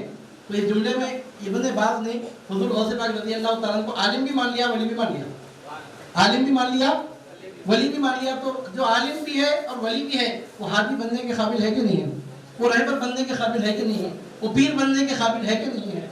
अज़ीज़ान मोहतरम, गोया इनडायरेक्ट दबे अल्फाज में चाहते हुए नहीं चाहते हुए इब्ने बाज़ ने तस्लीम कर लिया कि शायख अब्दुल कादिर गिलानी पीर बनने के मुकम्मल सलाहियत रखते हैं, क्योंकि एक तरफ वो मारूफ फ़क़ीह हैं, इल्म ज़ाहिरी का दरिया बहाने वाले हैं, दूसरी तरफ मारूफ सालेह वली कामिल भी हैं। अज़ीज़ान मोहतरम, अब ये तो बात हुई इब्ने बाज़ की। अब ये इब्ने बाज़ और दीगर जितने वहाबी नज़रियात के हामिल जितने लोग हैं ना, उनके सबसे बड़े इमाम का नाम इंटरनेशनल लेवल पर अल्लामा इब्ने तैमिया है। उनसे बड़ा वहाबियों का कोई इमाम आप बता नहीं सकते। पूरे फ़िरक़े वहाबियत के सबसे बड़े इमाम का नाम, अब ये फ़िरक़े अहले हदीस हो या क्या है हमारे अपने इलाकों में इधर के तौहीद पार्टी वगैरह जो भी हो, कंकर के दाने के बराबर नहीं उनके सामने। ये सब ये छुट्टू पुट्टू का फितने है ना, जैसा हिमालय पहाड़ के सामने एक राई का दाना समझिए। وہ اتنے بڑے وہابیت کے امام ہیں، مطلب وہابی آئیڈیالوجی کے امام ہیں، لفظ وہابی مطلب صوفیزم کے منکرین کے امام ہیں. اور علامہ ابن تیمیہ نے، جن کو لوگ شیخ الاسلام کہتے ہیں، وہ لوگ وہابی نظریات رکھنے والے لوگ، وہ لوگ ان کو شیخ الاسلام کہتے ہیں. تو ابن تیمیہ لکھتے ہیں، ان کی کتاب مجموع الفتاوی کے فتاوا کا مجموعہ ہے، سوالات ہوتے تھے جو ان میں فتوے دیتے تھے، وہ پورے فتووں کا کلیکشن ہے ان کا. اس کتاب کا نام ہے مجموع الفتاوا، ان کے فتووں کا مجموعہ ہے. کس کے فتووں کا؟ ابن تیمیہ کے. تو ابن تیمیہ سے ہوا سوال حضور غوث پاک رضی اللہ تعالیٰ کے بارے میں، وہ کون ہے؟ تو مجموع الفتاوا کی 10ویں جلد کے صفحہ نمبر 488 پر ہے. ابن تیمیہ فتویٰ لکھتے ہیں کہ والشیخ عبد القادر ونحوه من اعظم مشائخ زمانهم امرا بالالتزام الشرعي والامر والنهي وتقديمه على الذوق والقدر ومن اعظم المشائخ امرا بترك الهوى والارادة النفسانية. عزیزان محترم، لفظ حرف کس کے قلم سے نکلا ہوا ہے؟ ابن تیمیہ. یہ جتنے موجودہ دور میں صوفیہ کے منکرین ہیں نا، ان کی کوئی اوقات نہیں ہے ان کے سامنے، یہ ان کی جوتیاں سیدھے کرنے کے قابل نہیں ہیں. علمیت کے اعتبار سے اتنے بڑے عالم ہیں وہ. ان سب کو اگر آپ بتا دو کہ ایک پڑھنے میں بٹھا کر ان کو اکیلے کو دوسرے پڑھنے میں بٹھا دیں، یہ پورے اونے بونے مسخرے ان کے ایک پڑھنے کے برابر وزن نہیں لے سکتے پورے مل کر. اتنے بڑے عالم ہیں ان کے وہ. اور وہ حضور پیرانی پیر غوث اعظم دستگیر رضی اللہ تعالیٰ کے بارے میں فرماتے ہیں مجموع الفتاوا میں، اپنے ان کے فتاوا کے مجموعے میں ہے والشیخ عبد القادر ونحوه، سرکار غوث پاک رضی اللہ تعالیٰ آپ کے مثل جو صوفیہ گزرے ہیں، من اعظم مشائخ زمانہم، اپنے زمانے کے سب سے بڑھ کر عظمت رکھنے والے مشائخین اور اساتذہ اور علماء میں سے تھے. من اعظم، یہ اعظم کیا ہے عربی میں؟ اس میں تفضیل ہے تو آپ کو معلوم ہے نا، سپرلیٹو ڈگری کا صیغہ ہے یہ. اور ایسے زمانے کی یہاں پر بات ہو رہی ہے جب اسلامی علوم و فنون اپنی ترقی کے عروج پر تھے. سلطنت عباسیہ کو علوم و فنون کی ترقی کے حوالے سے اسلامک ہسٹری کا گولڈن پیریڈ کہا جاتا ہے، عباسی دور کو. اس دور کے بارے میں لکھتے ہیں والشیخ عبد القادر ونحوه من اعظم، یہ اعظم سپرلیٹو ڈگری کا صیغہ ہے، یعنی اس دور کے سب سے بڑھ کر عظمت رکھنے والے جو علماء تھے ان میں سے سرکار غوث پاک رضی اللہ تعالیٰ عنہ شامل. اتنے بڑے امام، صرف ایسے معمولی عالم نہیں، بہت بڑے امام تھے. فرماتے ہیں والشیخ عبد القادر ونحوه من اعظم مشائخ زمانہم، وہ اپنے زمانے کے اعظم مشائخ میں سے تھے، سب سے بڑھ کر فضیلت رکھنے والے مشائخ میں سے تھے. کس اعتبار سے؟ تو فرماتے ہیں امرا بالالتزام الشرعی، کس اعتبار سے؟ تو فرماتے ہیں شریعت کا التزام کرنے کے اعتبار سے، شریعت کی پابندی کرنے کے اعتبار سے. اب آیا اونٹ پہاڑ کے نیچے، یہاں سے معلوم ہوتا ہے کہ سرکار غوث پاک رضی اللہ تعالیٰ عنہ کوئی کام شریعت کے خلاف نہیں کرتے تھے. مجموع الفتاوا کے مفتی کا فتویٰ ہے یہ. جب کوئی کام آپ شریعت کے خلاف نہیں کرتے تھے تو آپ نے اگر سلسلہ قادریہ عالیہ کا اجرا فرمایا وہ بھی شریعت کے مطابق ہے.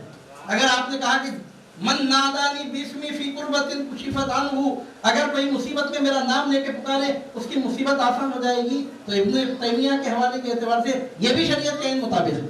کیونکہ فرماتے ہیں کہ امرم بالالتزام الشرعی، کبھی وہ شریعت کی پابندی کے خلاف کوئی کام کرتے ہی نہیں تھے. جب کوئی کام وہ شریعت کی پابندی کے خلاف نہیں کرتے تھے تو ان کا ہر کام شریعت کے مطابق ہے. اگر وہ یا غوث کہہ کے مصیبتوں میں پکارنے کا حکم دیتے ہیں یہ بھی شریعت کے مطابق ہے. ابن تیمیہ کے فتوے سے ثابت ہو رہا ہے کہ یا غوث کا نعرہ لگانا مصیبتوں میں جائے. عزیزان محترم فرماتے ہیں امرم بالالتزام الشرعی، شریعت کی پابندی کا وہ ہمیشہ حکم دیتے تھے. والامر والنہی، شریعت نے جن چیزوں کو ضروری قرار دیا تو اس کو پابندی سے ضروری کہا کرتے تھے، جن چیزوں کو شریعت نے منع کیا اس کو پابندی سے وہ منع کیا کرتے تھے. تو یہاں سے معلوم ہوتا ہے کہ سرکار غوث پاک کی ہر بات شریعت کے مطابق ہے. یہ ابن تیمیہ کا قلم لکھ رہا ہے. مجموع الفتاوا کوئی ڈھکی چھپی کتاب کا نام نہیں ہے، ابن تیمیہ کے فتاوے کے مجموعے میں ہے. اس کے بعد آپ کو معلوم ہونا چاہیے کہ سرکار غوث پاک کا فرمانا قدمی ہاتھی علی رقبت کل ولی اللہ، میرا یہ قدم اللہ کے ہر ولی کی گردن پہ ہے. جب آپ شریعت کے خلاف کوئی کام نہیں کرتے تو اس کا مطلب یہ نکلتا ہے کہ آپ کا یہ فرمانا بھی شریعت مطہرہ کے عین مطابق ہے. اس کے بعد فرماتے ہیں وَتَقْدِيمِهِ عَلَى الذَّوْقِ وَالْقَدْرِ، ذوق اور قدر کے معاملات میں اللہ رب العزت کی رضا پر راضی ہونا اور محبت الہی کا جو ذوق و شوق ہے اس کو لوگوں کے سامنے آپ پیش کرنے والے تھے. مطلب کیا ہے؟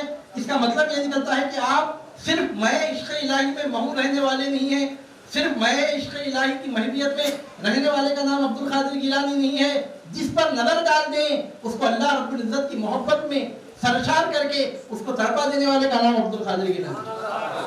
خود تڑپنے والے کا نام نہیں، تڑپانے والے کا نام عبد القادر القادر گیلانی ہے. خود ذوق رکھنے والے کا نہیں، ذوق پیدا کر دینے والے کا نام عبد القادر گیلانی ہے. اس کے بعد فرماتے ہیں وَمِنْ أَعْظَمِ الْمَشَائِخِ أَمْرًا بِتَرْكِ الْهَوَىٰ وَالْإِرَادَةِ النَّفْسِيَّةِ. یہ تو اس سے اونچے درجے کی بات ہوگی. اس کے بعد لکھتے ہیں کہ اپنی خواہش کو ترک کرنے کے اعتبار سے اور اپنے نفسانی ارادوں کو چھوڑ دینے کے اعتبار سے زمانے کے بڑے بڑے مشائخین میں، سب سے بڑے مشائخین میں سرکار غوث پاک رضی اللہ تعالیٰ کا شمار ہوتا ہے. یہاں ابن تیمیہ تسلیم کر رہے ہیں کہ سرکار غوث پاک کا کوئی کام آپ کی نفسانی خواہش کی وجہ سے نہیں اور آپ کا کوئی کام اپنی نفس کی مرضی کی وجہ سے نہیں ہے.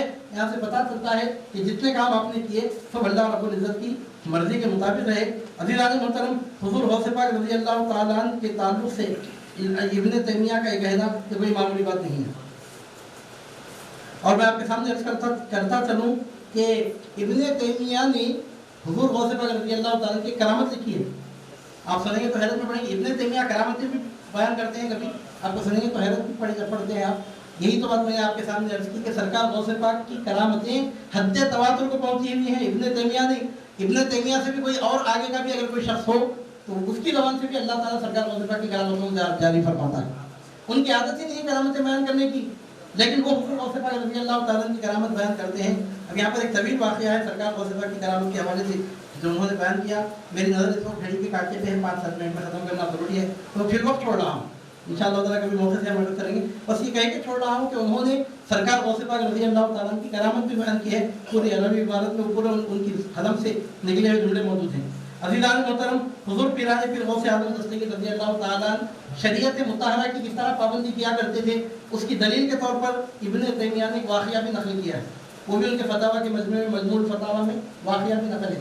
واقعہ کیا ہے؟ وہ مشہور واقعہ کہ شیطان نے حضور پیران پیر غوث اعظم دستگیر رضی اللہ تعالیٰ کو نعوذ باللہ من ذلک بہکانے کی غرض سے کہا تھا کہ ہر حرام چیز کو میں نے آپ کے لیے حلال کر دیا، نعوذ باللہ من ذلک. تو سرکار غوث پاک رضی اللہ تعالیٰ نے سختی سے انکار کر دیا تھا. ابن تیمیہ کے الفاظ کا ایک ٹکڑا پڑھا ہوں، میں پھیلاتا نہیں بات کو، سمیٹ کے ختم کر رہا ہوں. اس میں سے ایک جملہ پڑھ رہا ہوں میں آپ کے سامنے. ابن تیمیہ لکھتے ہیں کہ جب حضور غوث پاک رضی اللہ تعالیٰ عنہ کے سامنے شیطان ظاہر ہوا اور آپ نے جب اس کو پہچان لیا تو فقیل لہو، حضور غوث پاک رضی اللہ تعالیٰ عنہ سے پوچھا گیا. ابھی الفاظ کس کے ہیں؟ ابن تیمیہ کے مجموع الفتاویٰ میں. ابھی الفاظ ابن تیمیہ کے ہیں. ابن تیمیہ کہتے ہیں فقیل لہو کیف علمت انہ الشیطان قال بقوله لي حللت لك ما حرمت على غيرك وقد علمت ان شريعة محمد صلى الله عليه وسلم لا تنسخ ولا تبدل. انتہا عبارت مجموع الفتاویٰ. اب یہ دیکھیے ابن تیمیہ کے الفاظ میں ابن تیمیہ کہتے ہیں کہ سرکار غوث پاک رضی اللہ تعالیٰ سے پوچھا گیا، حضور پیران پیر سے پوچھا گیا کیف علمت انہ الشیطان، آپ کو کیسے معلوم ہوگا کہ وہ شیطان ہے؟ تو سرکار غوث پاک فرماتے ہیں قال، میرے پیر غوث اعظم دستگیر نے فرمایا بقوله لی، اس کے یہ کہنے سے میں نے اس کو پہچان لیا کہ اس نے کہا تھا حللت لك ما حرمت على غيرك، آپ کے لیے میں وہ حلال کر رہا ہوں تو دوسروں کے لیے میں نے حرام کیا. سرکار غوث پاک فرماتے ہیں وقد علمت، میں نے جان لیا ان شریعت محمد صلی اللہ علیہ وسلم کہ محمد عربی صلی اللہ علیہ وسلم کی شریعت لا تنسخ ولا تبدل، کہ وہ نہ تو نسخ ہو سکتی ہے نہ تبدیل ہو سکتی ہے، وہ کینسل بھی نہیں ہو سکتی، چینج بھی نہیں ہو سکتی. اس بات سے میں نے پہچان لیا کہ وہ شیطان ہے. یہ لکھ کر ابن تیمیہ ثابت کرنا چاہتے ہیں کہ حضور پیران پیر غوث اعظم دستگیر رضی اللہ تعالیٰ نے شیطان کو پہچانا تو شریعت مطہرہ کی وہ مخالفت کی بات کر رہا تھا، یہ دیکھ کے پہچانا. وہ اپنے دعوے کی دلیل دے رہے ہیں کہ سرکار غوث پاک رضی اللہ تعالیٰ کبھی شریعت کے خلاف کوئی کام نہیں کرتے تھے. تو عزیزان محترم، علامہ ابن تیمیہ کے مجموع الفتاویٰ کے حوالے سے ثابت ہوتا ہے. ابن تیمیہ فتوے میں لکھتے ہیں. فتوے میں کون سی بات لکھی جاتی ہے وہ تو آپ کو معلوم نا. فتوے میں فروعی مسائل نظریاتی بحثیں لکھی جاتی ہے، جو جو بات ہوتی ہے وہی بات لکھی جاتی ہے. تو ابن تیمیہ کے فتوے سے کیا معلوم ہوتا ہے؟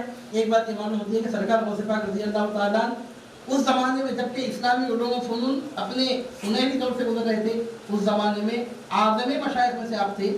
اور ابن تیمیہ کے کہنے فتوے سے بات ثابت ہو رہی ہے کہ سرکار غوث پاک رضی اللہ تعالیٰ ہمیشہ شریعت کی پابندی کرنے والے تھے. اور ابن تیمیہ کے فتوے سے بات ثابت ہو رہی ہے کہ آپ امر و نہی کے خلاف کبھی کوئی کام کرنے والے نہیں تھے. اور ابن تیمیہ کے فتوے سے بات ثابت ہو رہی ہے کہ سرکار غوث پاک رضی اللہ تعالیٰ نے کئی لوگوں کے دلوں میں محبت الہی کا ذوق پیدا کر دیا. اور ابن تیمیہ کے حوالے سے سب سے بڑی بات یہ ثابت ہو رہی ہے کہ سرکار غوث پاک کبھی اپنی مرضی کے مطابق کبھی کوئی کام نہیں کرتے تھے، اپنی نفسانی خواہش پر کبھی آپ نے عمل نہیں کیا. یہ سب نظریات کس کے ہیں، فتاوا کس کے ہیں؟ عزیزان محترم ابن تیمیہ کے. اور میں اپنی بات کو سمجھتے ایک ایسے ادارے کا ریفرنس دے کے بات کو ختم کر رہا ہوں کہ جو ہمارے ہندوستان میں اپنی ایک پہچان بنایا ہوا ہے، اگرچہ کہ ہم کو نظریات کے اختلاف 100% ہے سینکڑوں مسائل میں، لیکن چونکہ ہماری فائدے کی ایک آدھ بات انہوں نے لکھی ہے تو اس حوالے سے، اور یہ بتانے کے لیے کہ جن سے ہم ایکسپیکٹ نہیں کرتے وہ لوگ کیا ہوتے ہیں. اب دارالفتاء کی تو لوگ بات کرتے ہیں، ہر کوئی اپنی اپنی جگہ خدمات انجام دے رہے ہیں، اللہ سب کی خدمات کو قبول فرمائے. خدمات انجام دے رہے ہیں تو اللہ کے لیے خدمات انجام دیجیے، اللہ کی بارگاہ سے انعام ملے گا. اخلاص ہے تو سب خدمات قبول ہے انشاءاللہ تعالیٰ. لیکن جس دارالفتاء کی بات میں آپ کے سامنے کرنے جا رہا ہوں وہ دارالفتاء فقہ حنفی کا سب سے بڑا ریپرزینٹیٹیو بنا ہوا ہے اس وقت انڈیا میں، اور ایک بہت بڑا دارالفتاء ہے کہ جہاں سے سینکڑوں فتاوا جاری کیے جاتے ہیں. اگرچہ کہ ہم کو سینکڑوں مسائل میں ہم کو اختلاف ہے، لیکن اس میں سے اکا دکا بات جو ہمارے مطابق ہے تو ہم آپ کے سامنے عرض کر رہے ہیں. دارالعلوم دیوبند جہاں 10,000 طلبہ تعلیم پاتے ہیں، روزانہ سینکڑوں فتوے یہاں سے نکلتے ہیں. دارالعلوم دیوبند کے مفتی سے کسی نے سوال کیا کہ غوث الاعظم کہنا کیسا ہے؟ معمولی بات نہیں ہے، بہت بڑا مثال ہے سمجھیے آپ کے وہابیت کے خطر پر. غوث کا مطلب کیا ہے؟ معلوم کو مددگار. غوث اعظم سب سے بڑا مددگار. ابھی بولا نا میں آپ کو، اعظم سپرلیٹو ڈگری ہے، اس میں تبدیل ہے. وہ چھوٹی موٹی کاموں میں مدد کرنے والے کو نہیں بولتے، چھوٹے موٹے کاموں میں مدد کرنے والے کو غوث اعظم نہیں بولتے. غوث اعظم اس کو بولتے ہیں جہاں کوئی ہاتھ نہیں پکڑ سکتا وہاں ہاتھ پکڑنے والے کو غوث اعظم کہتے ہیں. جہاں کسی کی نہیں چلتی وہاں اپنی مرضی چلانے والے کو غوث اعظم کہتے ہیں. عزیزان محترم غوثوں میں سب سے بڑے غوث. اور غوث کا مطلب کیا ہے؟ اب اس کی مثال یہ ہے کہ غوث بھی بول رہے ہیں، آپ بھی بول رہے ہیں کہ مدد اسی فتوے میں آگے چل کے لکھ رہے ہیں کہ ان سے مدد نہیں طلب کرنا چاہیے. اس کا مطلب یہ ہوا کہ آپ مؤذن مان رہے ہیں اور پھر یہ ثابت کرنا چاہتے ہیں کہ وہ اذان نہیں دے سکتا. لیکچرر ہے، لیکچر نہیں دے سکتا. ڈاکٹر ہے، علاج نہیں کر سکتا. انجینئر ہے، کنسٹرکشن نہیں کر سکتا. اب یہ ایک جملہ بولنا پڑتا ہے، خدا جب دین لیتا ہے تو عقلیں چھین لیتا ہے. خدا جب دین لیتا ہے تو عقلیں چھین لیتا ہے. عزیزان مطلب سنیے دارالعلوم دیوبند کا فتویٰ. دارالعلوم دیوبند کے ویب سائٹ پہ فتویٰ اپلوڈڈ ہے. فتوے کا نمبر ہے 57913. وہ ریفر کرنا چاہے تو ریفر کیجیے. دارالعلوم دیوبند کی ویب سائٹ پہ جائیے، فتویٰ نمبر 57913. دارالعلوم دیوبند کے مفتی سے سوال ہوا غوث الاعظم کہنا کیسا ہے؟ غوث کا مطلب مدد کرنے والا، وہی تمہاری عقیدے کے خلاف ہے. غوث اعظم یہ تو آپ پوچھیے مت. تو پوچھنے والے نے پوچھا کہ غوث الاعظم کہنا کیسا ہے؟ تو اب جواب لکھتے ہیں بسم اللہ الرحمن الرحیم. فتویٰ ID 219-219/SG=5/1436-U. پورا فتوے کا نمبر ہے، پورا باقاعدہ جو ان کے رجسٹر میں جس نمبر کے ساتھ فتویٰ رجسٹر کیا گیا ہے، پورے نمبر کے ساتھ، پورے ریفرنس نمبر کے ساتھ، اور ایک پورا مکمل ریفرنس نمبر ڈال کے اب فتویٰ لکھتے ہیں.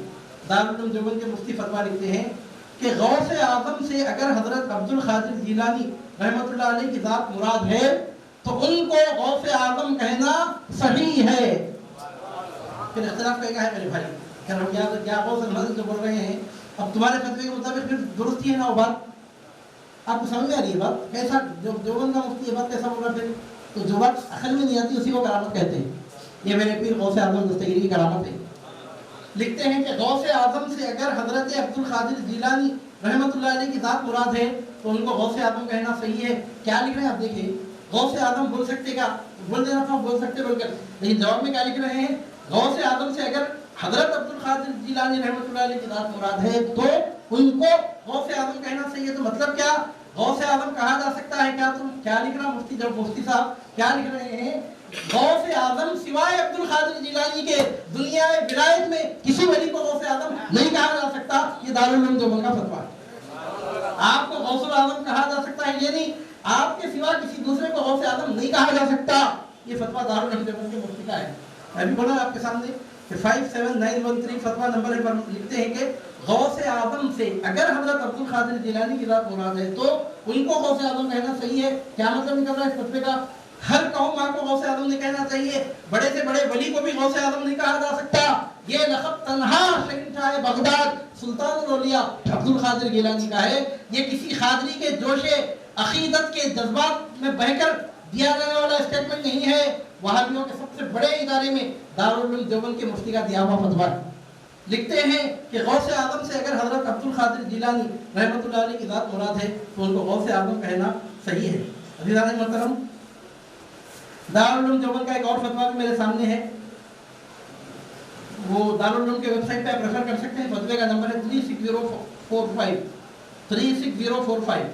ان سے سوال کیا گیا دارالعلوم دیوبند کے مفتی سے، غوث کسے کہتے ہیں؟ غوث کسے کہتے ہیں؟ کیا شیخ عبد القادر جیلانی غوث تھے؟ غوث کی کیا صفت ہوتی ہے؟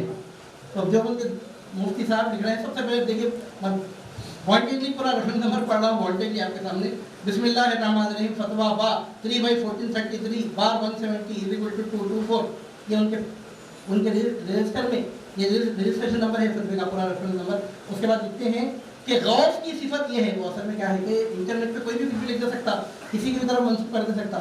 تو یہ بالکل آتھینٹک ہے. پورا رجسٹریشن نمبر اگر ریفر بھی کرنا چاہے تو وہاں جا کے آف لائن بھی ریفر کر لے سکتے ہیں. مطلب پورا اس کا نمبر بھی ہے پورا باقاعدہ. اب لکھتے ہیں مفتی صاحب دیوبند کے، ان سے سوال پڑا ہے غوث کسے کہتے ہیں؟ تو جواب میں لکھتے ہیں غوث کی صفت یہ ہے کہ وہ عالم ربانی ہو، متبع سنت ہو، شرک و بدعت سے اجتناب کرتا ہو، علم باطنی میں کمال ہو. اور جو صوفیہ کی اصطلاح میں غوث ولایت کا ایک مقام ہے، اور غوث اس مستجاب الدعوات ہستی کو کہتے ہیں جو اللہ تعالیٰ سے دعا و فریاد کرتا ہے. اور اسی سوال کا حصہ تھا کہ غوث کی صفت کیا ہوتی ہے؟ کیا شیخ عبد القادر جیلانی غوث تھے؟ اور آپ کو معلوم فتویٰ کن مسائل میں دیا جاتا ہے؟ فتویٰ شریعت کے مسائل میں دیا جا سکتا ہے. دیا جاتا ہے کہ وہ چاہتے تو لکھ دے سکتے تھے کہ یہ ہماری ٹاپک ہی نہیں ہے، یہ غوث قطب ابدال یہ ہماری ٹاپک نہیں ہے. ہم فقہ حنفی کے مطابق فتوے دینے والے یہ بھی بول سکتے تھے نا ابھی عالی محترم یہی تو شان رفعانہ کا ذکر کی صفت کی جلوہ گری ہے. پوچھا جا رہا ہے کہ حضرت شیخ عبد القادر جیلانی رحمۃ اللہ علیہ غوث تھے؟ تو دارالعلوم دیوبند کے مفتی لکھتے ہیں کہ شیخ عبد القادر جیلانی بھی اسی منصب پر فائز تھے. ہم کو نہیں معلوم، اللہ کو معلوم کون غوث ہے کون ولی. ہم کو بندوں کو کیا معلوم؟ کیا ہم پر وحی آ رہی ہے؟ کیا ہم پر الہام ہو رہا ہے؟ کیا کشف کا دعویٰ ہے ہم کو؟ کیا ہم یہ کام کرنے کے لیے یہاں بیٹھے؟ یہ نہیں بول رہے. جواب میں لکھتے ہیں کہ غوث کے شیخ عبد القادر جیلانی اسی منصب پر فائز تھے. اس کے بعد انہوں نے وہابیت کا کامنٹ لگایا ہے کہ وہ مدد نہیں مانگنا چاہیے. ان کی شاعری کی ہے انہوں نے. اس کے بعد یہ ریلیٹڈ ہے بات، ان کی بات انہیں کی بات کو ڈھٹلا رہی ہے. وہی باتیں کہ لیکچرر مان رہے ہیں اور چاہتے ہیں کہ وہ لیکچر نہ دے. مخرر مانتے ہیں چاہتے ہیں کہ خطاب نہ کرے. اس کو نعت خواہ مان رہے ہیں چاہتے ہیں کہ وہ نعت نہ پڑھے. غوث مان رہے ہیں پھر کہتے ہیں کہ مدد نہ کرے. غوث کا مطلب یہ ہے مددگار. ابھی راج محترم ابھی اور آخری فتویٰ سن لیجیے آپ دارالعلوم دیوبند کا. اس کے بعد میں اپنی بات کو تکمیل تک پہنچا ہوں اور وانٹیڈلی یہ مخالفین کے نظریات پیش کر رہا ہوں. ابھی آخری بات ہے، آخری نقطہ ہے، میں اس تقریر کو یہاں پہنچ کے ختم کر رہا ہوں. یہ آخری نقطہ تو انتہائی ہیلٹ ہے. یہ تو ایسی بات ہے کہ میں وہابیوں کو نہیں بولتا، ہمارے سنیوں میں نہیں معلوم کہ کتنے لوگوں کو یہ بات ہضم نہیں ہو سکتی. اور ایسے لوگ اگر نہیں لکھتے تو شاید میں بولتا بھی نہیں تھا آپ کے سامنے بات. ابھی راج محترم یہ انتہائی ہیلٹ بات ہے یہ. اب وہ بھی دارالعلوم دیوبند کا فتویٰ ہے. وہ آخری فتویٰ سنا کے میں ختم پھر بول کے ریکارڈ کرا رہا ہوں اپنی بات. ابن تیمیہ کے اقوال، دارالعلوم دیوبند کے فتاویٰ، ابن باز کا فتویٰ میں اپنی تصدیق تائید کے لیے پیش نہیں کر رہا ہوں. دنیا اور آخرت میں نہ مجھے ابن تیمیہ سے کوئی واسطہ ہے، نہ ابن باز سے کوئی رشتہ ہے، نہ دارالعلوم دیوبند سے کوئی علاقہ ہے. وہ وہاں بھی فکر کے ترجمان ہم صوفی نام کے ماننے والے. دنیا اور آخرت میں ہمارا ان سے کوئی واسطہ نہیں ہے. صرف یہ بتانے کے لیے ہم آپ کے سامنے عرض کر رہے ہیں کہ مخالفین نے بھی اس حقیقت کو تسلیم کیا ہے. اپنی آخری فتویٰ وہ بھی دارالعلوم دیوبند کا. ابھی راج محترم دارالعلوم کے ویب سائٹ پہ جائیے آپ. اگر آپ ریفر کریں گے تو مجھے خوشی ہوگی. میں یہ نہیں بولتا کہ میں بول رہا ہوں آپ آنکھ بند کر کے مجھ پہ بھروسہ کیجیے، میں ایسا نہیں بولتا ہوں. اگر کوئی سن کر اگر ریفر کرے گا تو میرے کو اور زیادہ خوشی ہوگی. آپ چیک کیجیے میری بات کو، مجھے زیادہ خوشی ہوگی. ابھی راج محترم دارالعلوم کے ویب سائٹ پہ فتویٰ بھی اپلوڈڈ ہے. اس فتوے کا نمبر ہے 158048. سوال کیا گیا حضرت غوث اعظم کے دھوبی کا واقعہ. کیا غوث اعظم کے دھوبی کا واقعہ تھانوی صاحب کی کسی کتاب میں ہے جس میں وہ خبر میں ہر سوال کے جواب میں کہتا ہے کہ غوث اعظم کا دھوبی ہے اور اس کی مغفرت ہو جاتی ہے؟ ہم کہتے ہیں کہ میرا ایمان، میرا کلمہ غوث پاک، میرا قبلہ، میرا کعبہ غوث پاک. تو ہم پر کوسچن مارک لگتے ہیں، سرکل بنائے جاتے ہیں ہمارے طرف سے. عزیزان محترم یہاں دارالعلوم دیوبند کے مفتی سے سوال کیا جا رہا ہے کیا غوث اعظم کے دھوبی کا واقعہ تھانوی صاحب کی کسی کتاب میں ہے جس میں وہ خبر میں پوچھے جانے والے ہر سوال کے جواب میں کہتا ہے کہ میں غوث اعظم کا دھوبی ہوں اور اس کی مغفرت ہو جاتی ہے؟ اللہ مبارک سوال ہے یہ.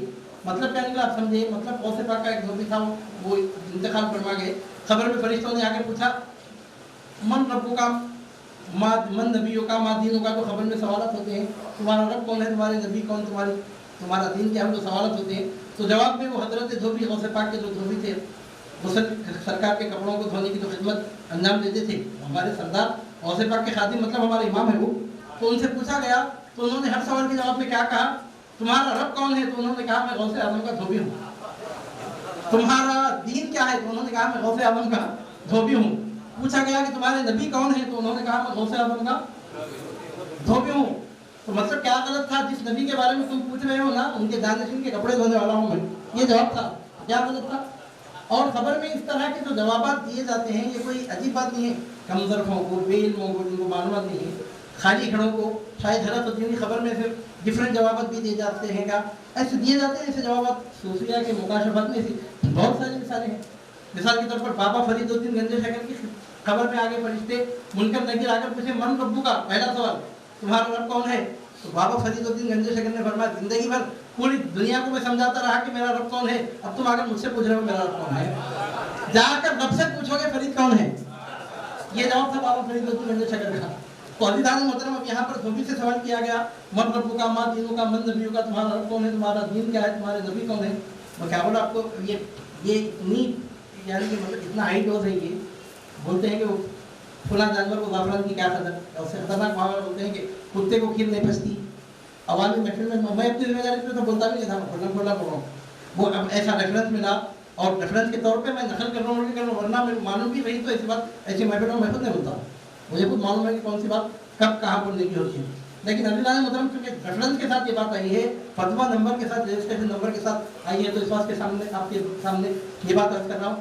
ہم بولتے ہیں کہ میرا ایمان، میرا کلمہ غوث پاک، میرا قبلہ، میرا کعبہ غوث پاک. اب دیکھیے دھوبی میں پڑے تو اسے معلوم ہو رہا ہے کہ ہم جو بول رہے ہیں نا یہ کوئی غلط طریقہ نہیں ہے. خود سرکار غوث پاک کے صحبت یافتگان جو آپ کے خدا میں خاص ہوتے تھے، وہ لوگ بھی اسی طرح حضور غوث پاک رضی اللہ تعالیٰ کو اپنے ایمان کا ترجمان بنا کے پیش کیا کرتے. تو خبر میں دھوبی سے پوچھے گئے تینوں سوالات کے جواب میں دھوبی نے کہا میں غوث اعظم کا سوال کا جواب ریلیٹڈ ہوں گا. آپ اگر مجھ سے پوچھے کہ آپ کتنے بجے چتور کو پہنچے، میں بولوں گا سرکار غوث پاک کا غلام ہوں. آپ حیدرآباد سے کتنے بجے نکلے، میں بولوں گا میں سرکار غوث پاک کا غلام. آپ بولیں گے بے شک غلام ہے، ہم وہ نہیں پوچھے نا آپ سے، جو سوال ہے اس کا جواب دیجیے آپ. لیکن خبر میں سوال کیا ہوا، تمہارا رب کون ہے، تمہارے نبی کون ہے، تمہارا دین کیا ہے. دھوبی فرماتے گئے، سرکار کے دھوبی فرماتے گئے کہ میں غوث اعظم کا دھوبی ہوں، میں غوث اعظم کا دھوبی ہوں، میں غوث اعظم کا. کیا ان کو نسبت پہ ناز تھا؟ بندے سے عبدیت کا سوال کیا جا رہا ہے. غوث اعظم دستگیر کی غلامی کا تذکرہ کر کے ثابت کر رہے ہیں کہ غوث اعظم کی غلامی خدا کی بندگی سے جدا کب ہے. غوث اعظم کی نیاز مندی دین اسلام سے وابستہ ہونے کی علامت نہیں ہے، تو پھر کون سے دین سے وابستہ ہونے کی علامت ہے؟ عزیزان محترم، اب دیکھیے سوال جواب پڑھتا ہوں. عنوان دارالعلوم دیوبند کا فتویٰ نمبر 158048. عنوان حضرت غوث اعظم کے دھوبی کا واقعہ. سوال کیا غوث اعظم کے دھوبی کا واقعہ تھانوی صاحب کی کسی کتاب میں ہے جس میں وہ خبر میں ہر سوال کے جواب میں کہتا ہے کہ غوث اعظم کا دھوبی ہے اور اس کی مغفرت ہو جاتی ہے؟ یہ ہے مزے کی بات. ہر سوال کے جواب میں کہتا ہے کہ میں غوث اعظم کا دھوبی ہوں اور اس کی مغفرت ہو جاتی ہے. عزیزان محترم، اب جواب کیا ہے؟ اب دارالعلوم دیوبند کے مفتی جواب لکھ رہے ہیں. بسم اللہ الرحمن الرحیم. 4/1439 مطلب 4 سال پہلے فتویٰ دیا گیا. 4/1439 مطلب اب 1493 سے 4 سال پہلے کا فتویٰ ہے. ربیع الثانی کے مہینے میں 11ویں شریف کے مہینے میں دیا فتویٰ ہے. محرم، صفر، ربیع الاول، ربیع الثانی 11ویں کا مہینہ ہے تو ہمارے لوگوں کے ایسے واقعے یاد آتے ہیں نا. تو 11ویں کے مہینے میں سوال ہوا دارالعلوم دیوبند میں 11ویں شریف کے مہینے میں 4/1439. 11ویں شریف کا مہینہ آپ سے 4 سال پہلے سوال ہوا. 4/1439 by SG is equal to 390 by 326 فتویٰ. اب جواب لکھ رہے ہیں. دیکھیے آپ جواب کیا لکھتے ہیں. بسم اللہ الرحمن الرحیم. جی ہاں، حضرت غوث اعظم کے دھوبی کا واقعہ تھانوی کے ملفوظات کا مجموعہ الافاضات الیومیہ جلد دوم صفحہ نمبر 91 طباعت ادارہ تعلیفات اشرفیہ ملتان پر موجود ہے. جی ہاں، غوث اعظم کے دھوبی کا واقعہ اشرف تھانوی مطلب اشرف علی تھانوی کے ملفوظات الافاضات الیومیہ پر موجود ہے. مگر حضرت تھانوی نے، حضرت ان کے الفاظ پڑھو گے، حضرت بولو یہ نہیں، ان کے الفاظ میں پڑھ کے سنا رہا ہوں. مگر حضرت تھانوی نے جس توجیہ اور وضاحت کے ساتھ یہ واقعہ بیان فرمایا ہے اسی طرح سمجھنا چاہیے، اپنی طرف سے اس میں کبھی زیادتی نہیں کرنا چاہیے. حضرت تھانوی فرماتے ہیں میں نے حضرت مولانا فضل الرحمان صاحب گنج مراد آبادی رحمۃ اللہ علیہ سے خود عجیب حکایت سنی ہے جس میں توجیہ کی ہے، جس میں توجیہ کی ضرورت ہے. اب تھانوی صاحب کیا کہتے ہیں، میں کیا بولا آپ کو، ایسا ریفرنس نہیں ملتا تو یہ محفل میں تو میں نے بولتا تھا مولانا. اب وہ خود کیا بول رہے ہیں آپ سنیے. تھانوی صاحب کہتے ہیں کہ کوئی اور اگر بیان کرتا تو شاید یقین ہونا بھی مجھے مشکل ہوتا اور بہت ممکن تھا کہ میں سن کر رد کر دیتا، لیکن چونکہ حضرت مولانا فضل الرحمان گنج مراد آبادی یہ بول رہے ہیں تو میں رد نہیں کر سکتا، یہ مطلب ان کا کیا بول رہے ہیں اشرف علی تھانوی صاحب، میں نے اپنے کانوں سے حضرت مولانا فضل الرحمان گنج مراد آبادی رحمۃ اللہ علیہ وقدس اللہ صلی اللہ علیہ کو یہ واقعہ بیان کرتے ہوئے سنا ہے۔ اب حضرت مولانا فضل الرحمان گنج مراد آبادی ہمارے بھی بزرگ ہیں، کیونکہ یہ اختلافات شروع ہوئے اشرف علی تھانوی سے، ان سے پہلے جو ان کے اساتذہ ان کے مرشدین ہیں وہ ہمارے بھی بزرگ ہیں، بلکہ حقیقت میں ہمارے ہی بزرگ ہیں، وہ ان کی تعلیمات پر ہم قائم ہیں۔ تو حضرت مولانا فضل الرحمان گنج مراد آبادی رحمۃ اللہ علیہ سے اشرف علی تھانوی نے خود سنا کہ حضرت مولانا فضل الرحمان گنج مراد آبادی نے اپنی زبان سے واقعہ بیان کیا، جس کو اشرف علی تھانوی نے ایک نہ کر دو کاموں کے ساتھ خود ان کی زبان سے سنا، اور سن کے وہ کہتے ہیں کہ میں نے خود یہ واقعہ فضل الرحمان گنج مراد آبادی رحمۃ اللہ علیہ سے سنا ہے، اس وقت سے تعبیر کرنے کی ضرورت پڑ رہی ہے۔ اس کے بعد تھانوی صاحب کہتے ہیں کہ کوئی اور اگر یہ واقعہ بیان کرتا ان کے علاوہ تو یقین کرنا بھی میرے لیے مشکل ہوتا، بلکہ میں تو رد کر دیتا، اگر ان سے نہیں سنتا نا کسی دوسروں سے سنتا تو میں مانتا بھی نہیں تھا اس واقعے کو۔ تو اب دیکھیے کیا لکھتے ہیں کہ حضرت تھانوی نے جس توجیہ اور وضاحت کے ساتھ یہ واقعہ بیان فرمایا اسی طرح سمجھنا چاہیے، اپنی طرف سے کمی زیادہ نہیں کرنا چاہیے۔ حضرت تھانوی فرماتے ہیں میں نے حضرت مولانا فضل الرحمان صاحب گنج مراد آبادی رحمۃ اللہ علیہ سے خود عجیب حکایت سنی ہے، وہ خود کہتے ہیں بھائی معمولی نارمل حکایت نہیں ہو، بہت عجیب حکایت ہے جس میں توجیہ کی ضرورت ہے، کوئی اور بیان کرتا تو شاید یقین ہونا بھی مشکل ہوتا اور بہت ممکن تھا کہ میں سن کر رد کر دیتا۔ اور واقعہ کیا ہے تو لکھتے ہیں کہ وہ یہ کہ ایک دھوبی کا انتخاب ہوا، جب دفن کر چکے تو منکر نکیر نے آ کر سوال کیا مر ربک ما دینک من ھذا الرجل، وہ جواب میں کہتا کہ مجھ کو کچھ خبر نہیں، میں تو حضرت غوث اعظم کا دھوبی ہوں۔ اس کے بعد کہتے ہیں کہ فی الحقیقت یہ جواب اپنے ایمان کا اجمالی بیان تھا۔ کیا مطلب تھا اس کا اجمالی بیان تھا؟ کا مطلب یہ کہ میں غوث اعظم کا دھوبی، غوث اعظم کا مرید ہوں، کا مطلب یہ کہ جو میرے پیر کا خدا وہ میرا خدا، جو میرے پیر کے نبی وہ میرے نبی، جو میرے پیر کا دین وہ میرا دین، مرشد من، دین من، ایمان من، میں غوث اعظم کا دھوبی ہوں۔ یہاں پر دھوبی کا لفظ آ رہا ہے، اپنے سمجھیے کہ غوث اعظم کا گویا مرید ہوں، جو میرے پیر کا خدا وہ میرا خدا، جو میرے پیر کا دین وہ میرا دین، جو میرے پیر کا نبی وہ میرا نبی۔ تو اشرف علی تھانوی کہتے ہیں کہ فی الحقیقت یہ جواب اپنے ایمان کا اجمالی بیان تھا۔ اب آپ کو دکھنے میں کیا معلوم ہوا، جن کو نہیں معلوم ہے، سوال ایک طرف جا رہا تو جواب ایک طرف جا رہا، ایسا سمجھ لینا آپ۔ اشرف علی تھانوی اب وضاحت دے رہے ہیں کہ یہ مت سمجھو کہ سوال کچھ اور ہے جواب کچھ اور ہے، اپنے ایمان کا اجمالی بیان تھا، ڈائریکٹ ریلیٹڈ نہیں ہے وہ سوال لیکن انڈائریکٹ ریلیٹڈ ہے۔ تو لکھتے ہیں کہ وہ اپنے ایمان کا اجمالی بیان تھا کہ میں ان کا ہم عقیدہ ہوں، جو ان کا خدا وہ میرا خدا، جو ان کا دین وہ میرا دین۔ اور اس کے بعد اشرف علی تھانوی کہتے ہیں کہ اسی بات پر دھوبی کی نجات ہوگی، باقی اس سے یہ لازم نہیں آتا کہ اس کا ایمان بھی اجمالی تھا، محض تعبیر اجمالی تھی۔ اس سے یہ ثابت نہیں آتا کہ وہ اللہ تعالیٰ کو نہیں پہچانتے تھے، غوث پاک کی دھوبی اللہ تعالیٰ کو نہیں پہچانتے، ولی کامل عارفین زمانہ ان کی جوتیاں سیدھی کریں تو ولایت کے اعلیٰ ترین مراتب تک پہنچ جائیں، ان کو سب معلوم تھا، لیکن اس وقت جواب دیتے وقت انہوں نے انداز تفصیل کا اختیار نہیں کیا تھا بلکہ اختصار کا انداز کیا تھا۔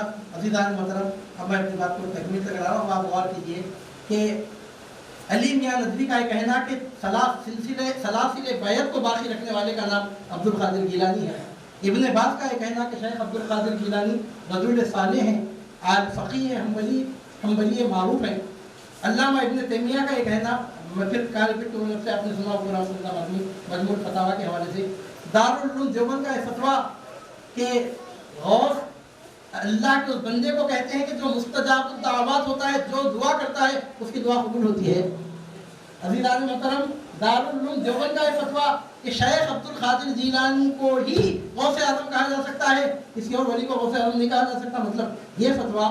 اور پھر دارالعلوم دیوبند کا یہ فتویٰ کہ جو تھانوی کے حوالے سے حضرت مولانا فضل الرحمان گنج مراد آبادی قدس اللہ تعالیٰ سے عزیز ونور اللہ مرقدہ کے بیان کردہ واقعے کی توضیح تعبیر میں دارالعلوم دیوبند کا یہ فتویٰ دینا کہ واقعہ صحیح ہے اور اس کو ایکسپلین کرنا کہ اس کا یہ مطلب ہے اور یہ مطلب ہے اور یہ مطلب ہے، اس سے ثابت ہوتا ہے عزیزان محترم کو کوئی اور ہوتے ہوں گے، وہ کوئی اور پیر ہوتے ہوں گے کہ جن کے مریدوں کو ان کی شان بیان کرنے کے لیے محنت کرنی پڑتی ہے۔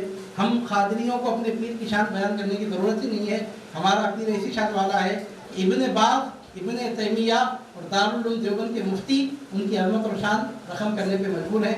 کسی کہنے والے نے کیا خوب کہا، یاد آئی سب کو اپنے پیروں کی، سب کو یاد آئی اپنے پیروں کی، مجھ کو پیران پیر یاد آئے۔